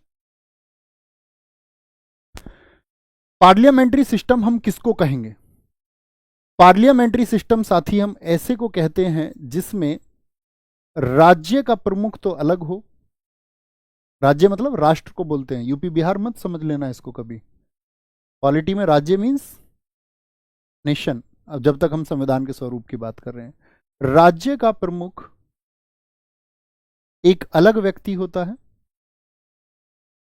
राज्य के प्रमुख के बाद में अगर हम बात करते हैं तो राज्य का प्रमुख अलग होगा, लेकिन शासन का जो प्रमुख होगा, गवर्नेंस का जो चीफ होगा, वो अलग व्यक्ति होगा, प्रमुख अलग होगा। तो आपको तय करना है फिर भारत का कैसा है। यानी कि जो स्टेट का चीफ होगा, जैसे कि भारत में बोले स्टेट चीफ कौन है, तो आप बोलोगे यहां पे भैया प्रेसिडेंट है। देश में सबसे प्रथम व्यक्ति कौन है, सबसे प्रमुख व्यक्ति प्रेसिडेंट है। लेकिन वास्तविक रूप से जो गवर्नेंस को चलाते हैं वो कौन है, वो पीएम है। एक एग्जांपल लेते हैं। तो राज्य का प्रमुख तो एक अलग व्यक्ति होगा और शासन का प्रमुख एक अलग व्यक्ति होगा। तो भारत में क्या ऐसा होता है, आप कहेंगे हाँ जी। अध्यक्षात्मक सरकार यानी प्रेसिडेंटियल सिस्टम में क्या होगा कि राज्य और शासन का प्रमुख एक ही व्यक्ति होगा, दोनों का। यानी कि नेशन और गवर्नेंस का जो चीफ होगा, प्रमुख होगा, राज्य और शासन का प्रमुख एक ही व्यक्ति होगा। जैसे अमेरिका में क्या प्रधानमंत्री होता है, बताओ फटाफट से। अमेरिका में क्या प्रधानमंत्री होता है? यस और नो समझते चलेंगे, यस और नो आपके मुझे ये बताएंगे कि भाई आप थोड़ी सी समझ रखते हैं या नहीं, तभी मजा आएगा। क्योंकि वो कॉमन पॉलिटी सब पढ़ते हैं, हमारा भी शुरू हो जाएगा मौलिक अधिकार क्या, हम उसको विशेष तरीके से पढ़ेंगे। लेकिन उससे पहले संविधान के बारे में ये जान तो लो। बहुत बढ़िया जी। नो नो नो, बहुत कमाल की बात है। तो जब एक प्रमुख हो, यानी प्रेसिडेंटियल सिस्टम है वहां पर, और आपका अर्ध अध्यक्षात्मक सरकार कौन सी हो जाएगी? जिसमें दोनों के लक्षण हो, दोनों के लक्षण हो। बात क्लियर है? यानी कि जिसमें किसके होंगे? आपके दोनों के फीचर्स होंगे, पार्लियामेंट्री सिस्टम के भी और आपका प्रेसिडेंटियल सिस्टम के भी। भारत में कौन सा होगा? फटाफट से नोट करके लिखें अपनी कॉपी में। भारत में किस प्रकार का होगा? या मैं आपसे पूछूं, भारत में जो संसदात्मक प्रणाली है वो कहां से ली गई है? ब्रिटेन से ली गई है। तो हमारे यहां पे क्या होता है, जो देश के प्रमुख है, देश के प्रमुख कौन है? राष्ट्रपति हैं। लेकिन शासक के प्रमुख, यानी कि जो वास्तविक शक्तियां, वो किसके पास है? वो पीएम के पास में है। बहुत कमाल, बहुत कमाल, वेरी गुड। अब आते अगले पॉइंट पर। अगला पॉइंट है हमारा, जब हम अब इस आपका बात कर रहे थे किस बारे में, एक छोटी सी चीज मैं आपसे पूछूंगा, संविधान का वर्गीकरण, फिर मुझे आप बताना। Classification of, classification of constitution, संविधान का वर्गीकरण। यहां पे जो आपने आप अभी तक सीखा है उससे आंसर करने होंगे आपको। क्लासिफिकेशन ऑफ कॉन्स्टिट्यूशन, समझना दोस्त। तो क्लासिफिकेशन ऑफ कॉन्स्टिट्यूशन में हम बोलते उद्गम और उत्पत्ति के आधार पर, on the basis of, on the basis of origin. इसके आधार पर भारत के संविधान को दो तरह का बोल सकते हैं, या तो निर्मित कहेंगे या विकसित कहेंगे। दो तरह का होता है कोई भी संविधान, या तो मेड होगा या डेवलप्ड होगा। बताएं भारत का संविधान कैसा है? दूसरा, क्या बोला मैंने? On the basis of, basis of origin. दूसरी हम बात करते हैं दोस्त आपसे, शासन प्रणाली के आधार पर, शासन प्रणाली के आधार पर, on the basis of governance system. कितनी तरह का होगा? ये सभी प्रश्न पूछे जाते हैं, अभी दिखाऊंगा आपको। On the basis of, SSC ने पूछे हैं, on the basis of governance system कितनी तरह का हो सकता है भैया? या तो राजतंत्र हो सकता है या लोकतंत्र। क्या समझे अभी तक? यानी या तो मोनार्की हो सकती है या फिर आपका डेमोक्रेसी हो सकती है। क्या हो सकती है? मोनार्की और डेमोक्रेसी। भारत के संविधान को किस में रखेंगे? डेमोक्रेसी में। तीसरा जो विभाजन होता है संविधान का, वो होता है संकलन के आधार पर। संकलन के आधार पर सबसे बाद में लिखेंगे, मतलब फिर वहां पे हमारी और कैटेगरी बन जाएंगी। संशोधन के आधार पर, on the basis of amendment, संशोधन के आधार पर। दो तरह का हो सकता है, या तो कठोर होगा या फिर आपका लचीला होगा, रिजिड होगा या आपका फ्लेक्सिबल होगा।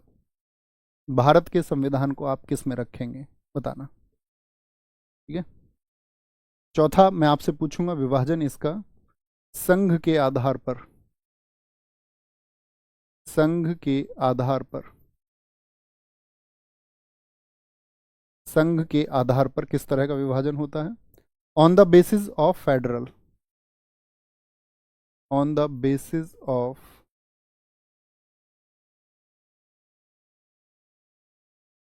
फेडरेशन। संघात्मक आप इसको बोलेंगे, यानी कि फेडरल आप इसको कहेंगे, या यूनिटरी आप इसको कहेंगे, एकात्मक आप इसको कहेंगे। ये चीजें हम आज सीख रहे थे।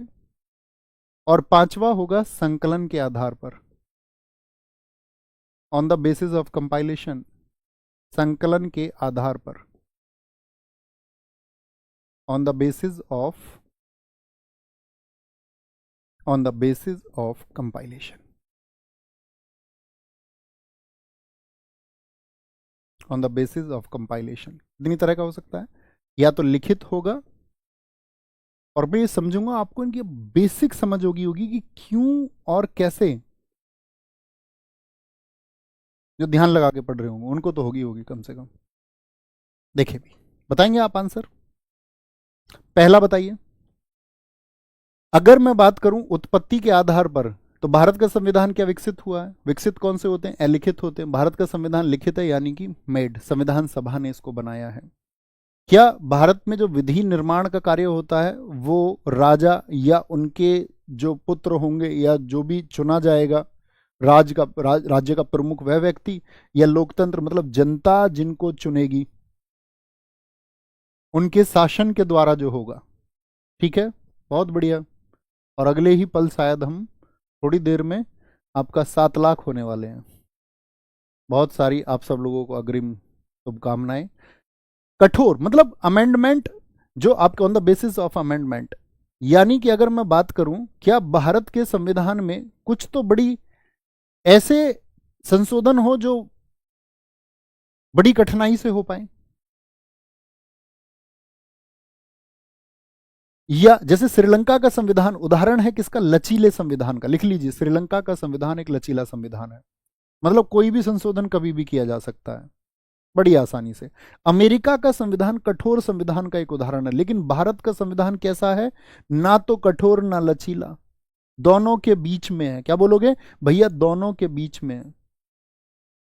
भारत के संविधान में दोनों विशेषताएं मिलती हैं। वो कभी कभी कठोर भी है, कुछ संशोधन बहुत कठोर हैं, और कुछ संशोधन बड़ी आसानी से हो जाते हैं, साधारण बहुमत से हो जाते हैं। कुछ के लिए विशेष बहुमत की, स्पेशल मेजोरिटी की जरूरत होगी।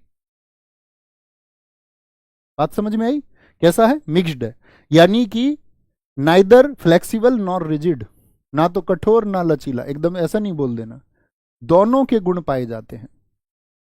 तो निश्चित उत्तर क्या होगा आपका, बताएंगे? भारत के संविधान की विशेषताएं। चौथे पार्ट पर आते हैं।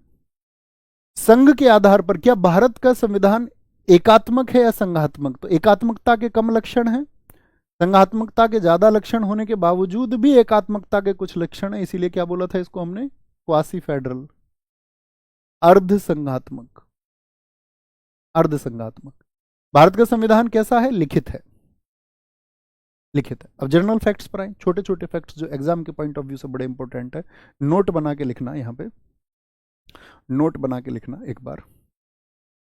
जैसे अब मैंने जितनी चीजें आपको ये सिखाई कि भाई हम संविधान को कैटेगराइज कर सकते हैं, और कैटेगराइज में सबसे बड़ी चीज आई आपका, कैटेगराइज में हो गए पूरे?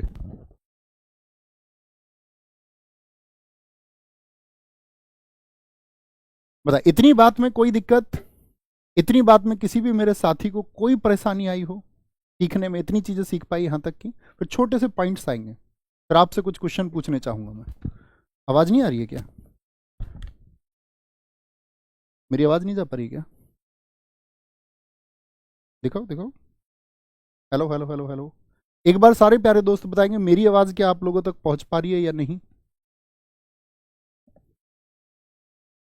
दिखाएं भाई बच्चों, कमेंट्स तो दिखाओ, दिख ही नहीं रहा कुछ भी। आ रही है आवाज, आ रही है, आवाज आ रही है, ठीक है ठीक है ठीक है। मैं कह रहा था छोटे छोटे एग्जाम पॉइंट ऑफ व्यू की चीजों को लिखेंगे। हमने आज जाना था लिखित और अलिखित संविधान को, जाना था। ज्यादातर देशों का संविधान कैसा होता है? ज्यादातर देशों का संविधान कैसा होता है? आप कहेंगे भैया ज्यादातर देशों का संविधान लिखित होता है, लेकिन कुछ ही देश हैं जो अलिखित संविधान, और अलिखित संविधान किन किन देशों के हैं? तो ब्रिटेन इसका एक जीता जागता उदाहरण है, ब्रिटेन। ठीक है, ब्रिटेन के बाद में बात करते हैं यहाँ पे आपका कनाडा, न्यूजीलैंड, कनाडा, न्यूजीलैंड। पूछ लेता बहुत बार कि किस देश का संविधान अलिखित है, इनमें से किसी एक को ले लेता है ऑप्शन में, न्यूजीलैंड, सऊदी अरब। और आज के बाद आप अच्छे से एक्सप्लेन कर पाओगे कि अलिखित संविधान कहते किसको है। ऐसे नहीं कि भी जो लिखा हुआ नहीं है, ऐसा हो ही नहीं सकता कि कुछ लिखा हुआ ना हो। ओके, ब्रिटेन के संविधान की रीड क्या है? कौन था ब्रिटेन में, बताएंगे कौन आया था? यहाँ पे एक डेट आती है 15 जून 1215, उसको जरूर याद रखें। Magna carta. मैग्ना कार्टा का क्या मतलब होता है हिंदी में? घोषणा पत्र। क्योंकि यहाँ पे था आपका राजा जॉन, ब्रिटेन में राजा जॉन, राजा जॉन। तो राजा जॉन क्या करता था, अब जब वो अपनी मनमानियां कर रहा था तो जनता उससे परेशान हुई और जनता ने वहां पे आपका उपद्रव शुरू करे, विद्रोह शुरू किया, एक रिवोल्ट हुआ वहां पे। तो रिवोल्ट हुआ, राजा समझ गया कि भाई कुछ अधिकार मुझे जनता को भी देने पड़ेंगे। तो पहली बार वो मैग्ना कार्टा जारी हुआ। तो एक क्वेश्चन पूछा जाता बड़ा अच्छा कि जो ब्रिटिश सरकार ने 15 जून 1215, डेट भी लिख लेना इसमें, 1215 को जो मैग्ना कार्टा जारी किया था उसको तैयार किसने किया था? तो स्टीफन लैंगटन ने इसको तैयार किया था, वहां के एक बिशप थे, स्टीफन लैंगटन ने इसको तैयार किया। किसने तैयार किया था? स्टीफन लैंगटन ने इसको तैयार किया था। मैग्ना कार्टा समझ गए ना? मैग्ना कार्टा का मतलब होता है, लिखिए अपनी कॉपी में कहीं पे साइड पे, अधिकारों का घोषणा पत्र, डिक्लेरेशन ऑफ राइट्स, अधिकारों का घोषणा पत्र, इसी को हम मैग्ना कार्टा बोलते हैं, कभी भी जारी होगा। ओके, लिखित संविधान में आते हैं तो कौन कौन से देश इसके उदाहरण हैं? यूएसए का संविधान लिखित है कि नहीं है? यूएसए का, जी भैया। कब का लिखा हुआ था बताओ? ईयर मैंने आज ही बताया आपको, 1789। सबसे पुराना लिखित संविधान है, लेकिन कुछ लोग इस पे क्वेश्चन मार्क लगाते हैं। ओल्डेस्ट रिटन कॉन्स्टिट्यूशन, सबसे पुराना लिखित संविधान है। कब लिखा गया था बताएंगे? 1789 में। Oldest written constitution. ओके, और कहां कहां का लिखित है बताइए एक बार। आप बोलोगे भैया फ्रांस का लिखित है, पाकिस्तान का लिखित है, पाकिस्तान का, भारत का लिखित है, भारत इसका एक उदाहरण है। और भारत की जब बात आएगी तो याद रख लेना, देखो लिखित को हम एक तरह से और कैटेगराइज कर सकते हैं।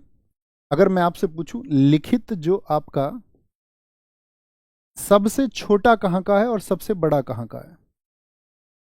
रिटन कॉन्स्टिट्यूशन जो सबसे साथी छोटा है और जो सबसे बड़ा है, बताएं सबसे छोटा किसका है? सबसे छोटा जो संविधान है लिखित वो मोनाको का है। भाई अलिखित में तो पता ही नहीं कर सकते छोटा और बड़ा, वहां तो संभव ही नहीं है। तो सबसे छोटा ये आपका मोनाको का है। तो बताएं फटाफट से, मोनाको के संविधान में कितने शब्द हैं? तो आप बोलोगे मोनाको के संविधान में भैया 300, क्या बोलेंगे, 3814 वर्ड्स हैं, 3814 शब्द हैं, 3814। ठीक है, सबसे छोटा किसके आधार पर है? शब्दों के आधार पर, ऑन द बेसिस ऑफ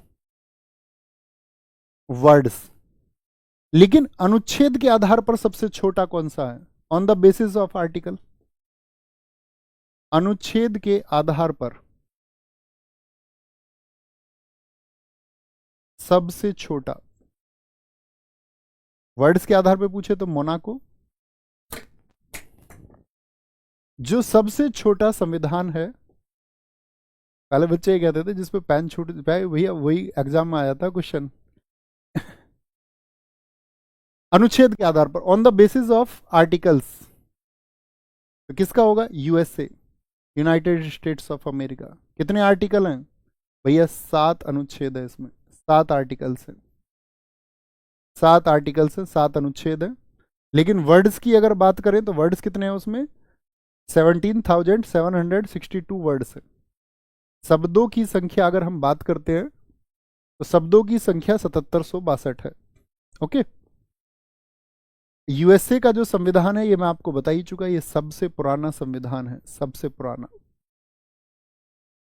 पुराना रिटेन है।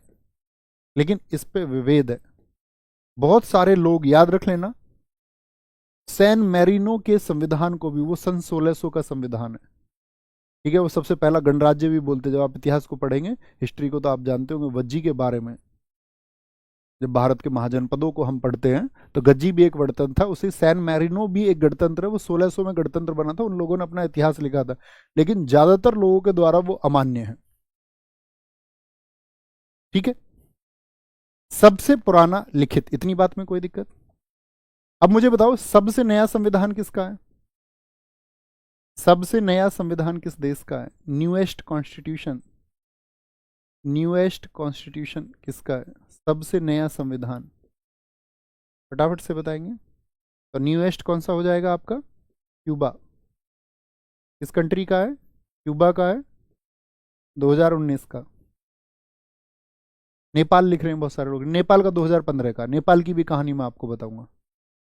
नेपाल में बड़ा कमाल का एक इंसिडेंट हुआ था, सब कुछ बदल दिया।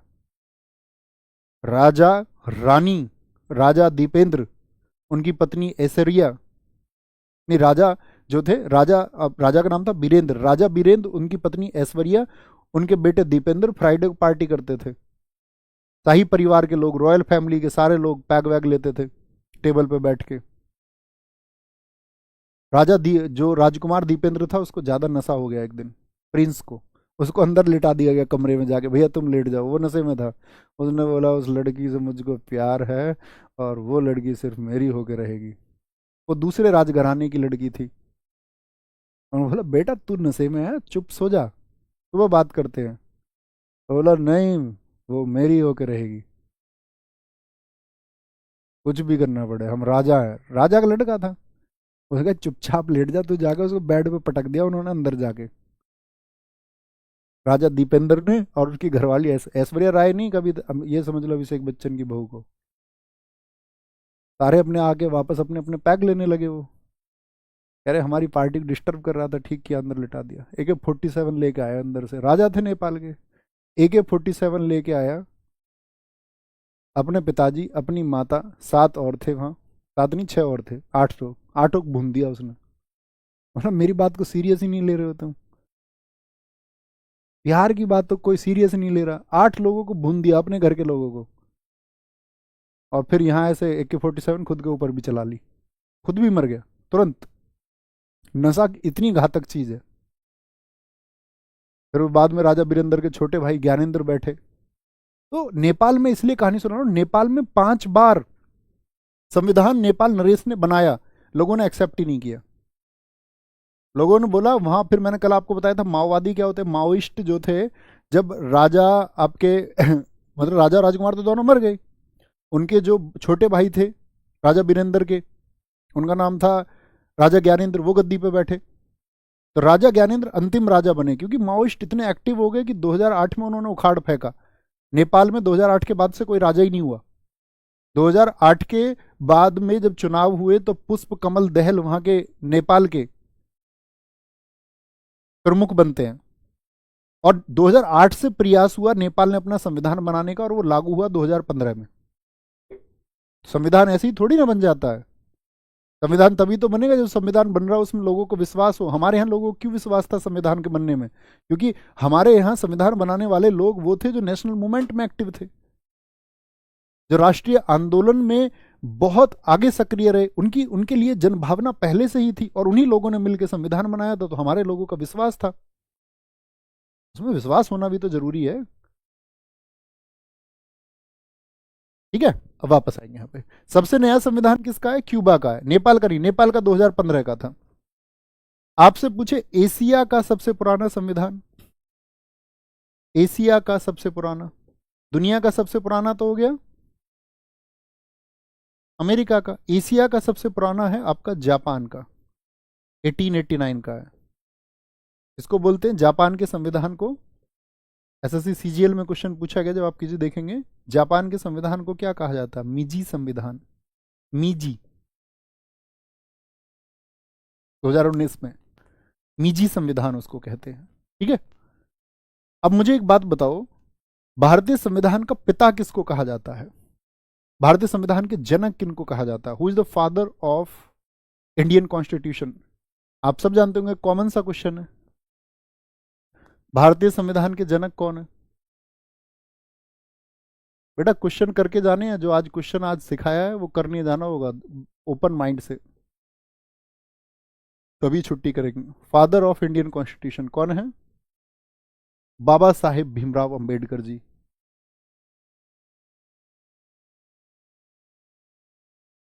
क्यों कहते हैं इनको जनक? आप जानते होंगे इस बात को, कि सबने, संविधान लिखने वाले तो भैया बहुत सारे मेंबर्स थे। लेकिन उसमें जो फेरबदल हुए, जो 2000 डिबेट्स हुई, जो ड्राफ्टिंग कमेटी थी जिसने फाइनल मसौदा, जिसने प्रारूप को तैयार किया, उस समिति के प्रमुख कौन थे? वो बाबा साहेब भीमराव अंबेडकर थे। ठीक है। और जब भारत का संविधान लागू हो रहा था, उस समय का बोलते हैं जो सबसे महत्वपूर्ण योगदान है वो बाबा साहेब भीमराव अंबेडकर जी का है। आप समझ गए किस लिए, किस किस वजह से? प्रारूप समिति, ड्राफ्टिंग कमेटी की वजह से। 1951 में क्या हुआ था आपका? हमारे देश में चुनाव हुए थे, यस और नो, जानते हो उस बात को? आप कहेंगे जी भैया। तो हमारे देश में जब चुनाव हुए, तो उस समय चुनाव हुए तो नेहरू जी एक बिल लेके आते, हिंदू कोड बिल, वो 1951 में आने वाला था। आज हमारे देश में आप जानते ना, हिंदू में महिलाओं के पास कितने अधिकार है? क्या आपकी एक पत्नी है जिनसे आपने शादी की है, आप दूसरी शादी कर सकते हो या नहीं? आप कहोगे हाँ भैया, दूसरी शादी कर सकते, लेकिन पहली पत्नी की सहमति चाहिए, उसकी सहमति के बिना नहीं कर सकते। Hindu code bill. तो बाबा साहब भीमराव अंबेडकर जी नेहरू जी से लड़ गए इस बात पर कि भाई ऐसी जो चीजें ये सिर्फ हिंदुओं पर ही अप्लाई क्यों होंगी, ये नियम मुसलमानों के लिए क्यों नहीं?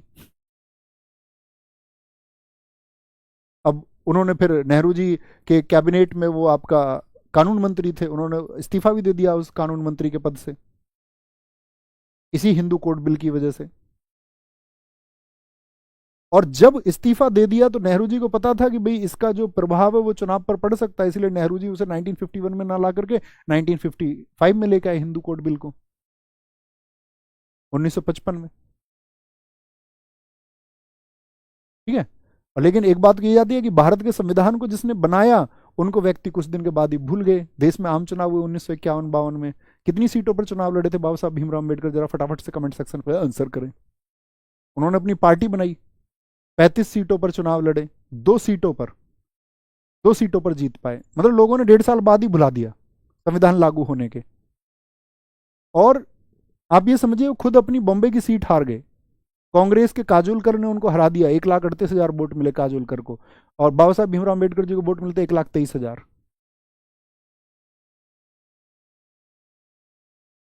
तो ऐसा भी होता है कि आप किसी के लिए कुछ बेहतर करते हैं, और ये जरूरी नहीं है जनता अच्छे उम्मीदवारों को ही हमेशा जिताएगी। हमारे यहाँ से चुनाव लड़ रहे थे, हमारे यहाँ सीट पड़ती है आपका गौतम बुद्ध नगर लोकसभा का चुनाव। वो एक यूनिवर्सिटी के प्रमुख थे, पीएचडी व्यक्ति थे, और मतलब विशेषज्ञ व्यक्ति थे, अरविंद नाम था उनका, बड़े शानदार। लोगों ने चुनाव हरा दिया उन्हें। चुनाव जीते कौन उनके कंपैरिजन में? इनाम नहीं लेंगे। तो ये जरूरी नहीं है कि अच्छे व्यक्ति को, जैसे लोग बोलते हैं ना कि ये तो बहुत खराब व्यक्ति, अच्छे लोगों को राजनीति में आना चाहिए। अच्छे लोग राजनीति में आते हैं तो उनको जिताता कौन है? उन्हें चुनाव हरा देते हैं। तो अच्छे लोग आने की हिम्मत वैसे भी नहीं करते। तो भारतीय संविधान के जनक बाबा साहब भीमराव अंबेडकर हैं। ठीक है। अच्छा मुझे बताओ, जो संविधान को लिखा वो किसने लिखा? लिखा किसने?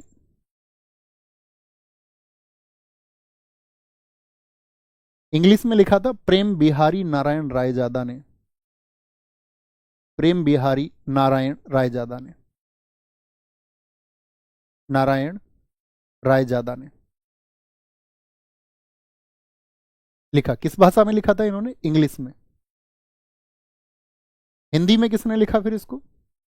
अच्छा, प्रेम बिहारी नारायण रायजादा की भी किस्सा है। और नेहरू जी ने इनसे बात की तो नेहरू जी ने बोला कि भाई आप क्या चार्जेस लेंगे, तो उन्होंने पैसे लेने से इनकार कर दिया था। आपको पता होना चाहिए, संविधान का आप किसी भी पेज को देखोगे, संविधान के किसी भी पेज को आप देखोगे तो यहाँ इंग्लिश में लिखा मिलेगा आपको प्रेम। प्रेम।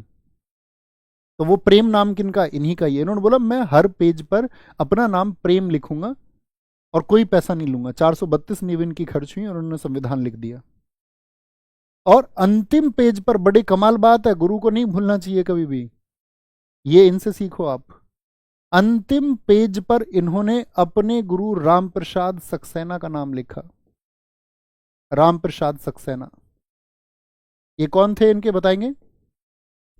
प्रेम बिहारी नारायण रायजादा के ये गुरु थे, टीचर थे इनके। संविधान को हिंदी में किसने लिखा है, फटाफट से बोले? तो हिंदी में लिखा है भैया आपका किसने? हिंदी में बात करें, बसंत कृष्ण वैद ने।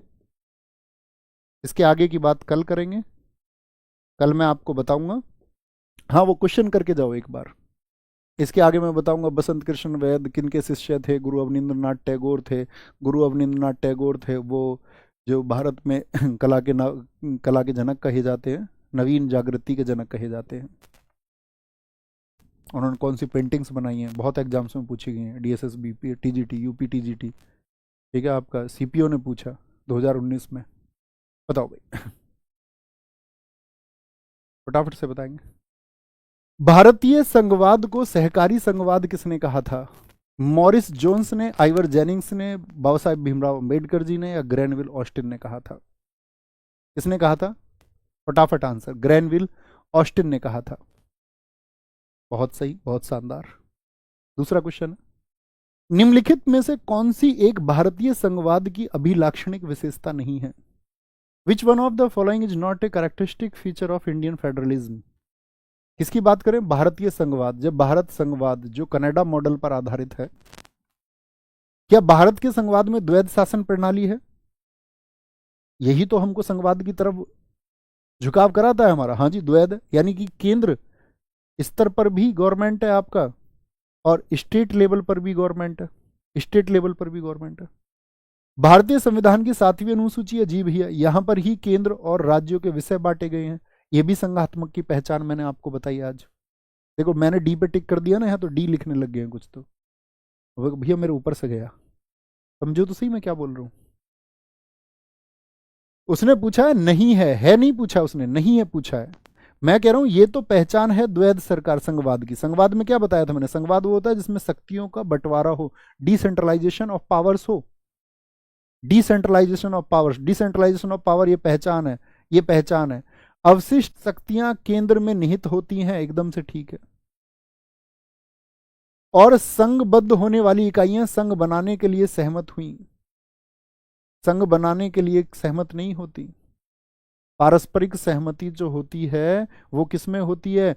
पारस्परिक सहमति जो होती है ना, वो होती है फेडरल में। जो अमेरिका में 50 स्टेट हुए थे, भारत में 50 स्टेट, क्या भारत में के जो स्टेट है क्या वो सहमत हुए थे? नहीं।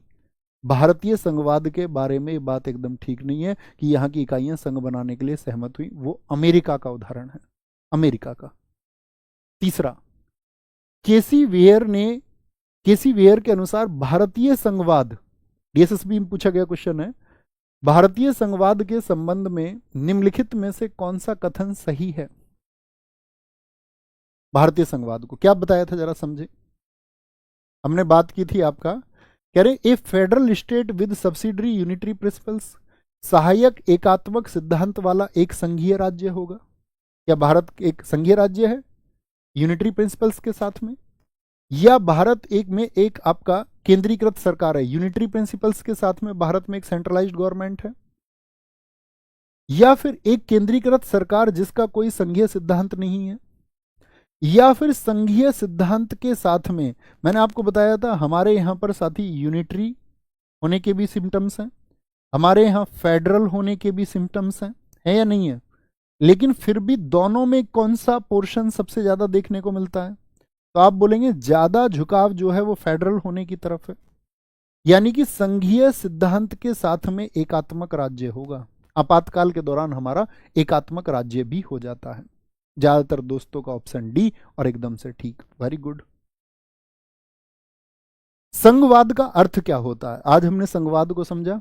अगर आप आंसर दे पाएंगे तो मजा आ जाएगा। बड़े ध्यान से देना, सभी विकल्पों पर नजर रखें। न्यायपालिका देश की सर्वोच्च सत्ता है, क्या ये संघवाद कहता है? कानून बनाने का अधिकार सिर्फ केंद्र सरकार को है? या फिर देश चलाने के लिए जो राज्यों का संघ, या फिर देश में सरकार के एक से अधिक स्तरों का अस्तित्व? संघवाद क्या बताया था मैंने आपको?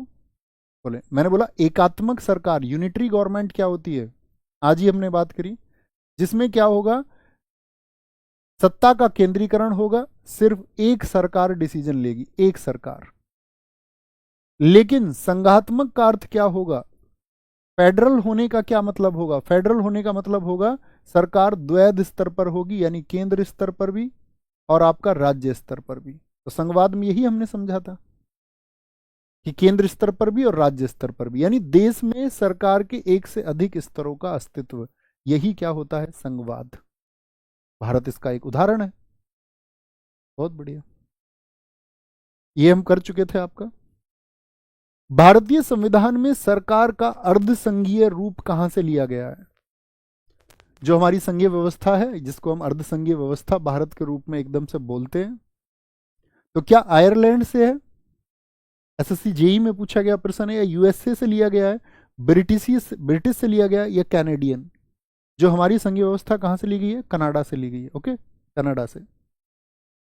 निम्नलिखित में से कौन सा भारतीय संघीय प्रणाली की विशेषता नहीं है? एसएससी सीएचएसएल 26 अक्टूबर 2020। हमेशा हम देखते रहेंगे, जिन भी एग्जाम्स पे हमको फोकस करना है, ऐसा कोई ऐसी बाध्यता बनाने की जरूरत तो नहीं है ना कि जी इसी एग्जाम के क्वेश्चन हमारे लिए लेके आओ, है ना। टॉपिक से रिलेटेड किसी भी एग्जाम में पूछा गया है तो मैं ला सकता हूँ ना, कोई दिक्कत तो नहीं इस बात में। बोले नहीं भैया उसी एग्जाम के लेके आना हमको, तो जिसका एग्जाम मैं देने वाला हूँ, ऐसा नहीं होना चाहिए। बताओ भाई,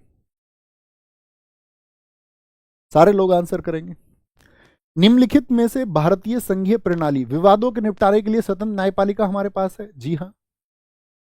केंद्र और राज्य के बीच में विवाद ज्यादा होते हैं, हालांकि मैंने आपको बताया था संघीय सरकार में, लेकिन उनके विवाद के निपटारे कौन करेगा? कोर्ट करेगा। यूनिटरी गवर्नमेंट है क्या भारतीय संघीय प्रणाली में? नहीं भैया। यूनिटरी गवर्नमेंट का एग्जाम्पल कौन से देश बताए थे? लिखित संविधान है भारत का, केंद्र और राज्यों के बीच में शक्तियों का विभाजन है, यही संघीय व्यवस्था की पहचान है। तो एक बार कमेंट करके जरूर बताना।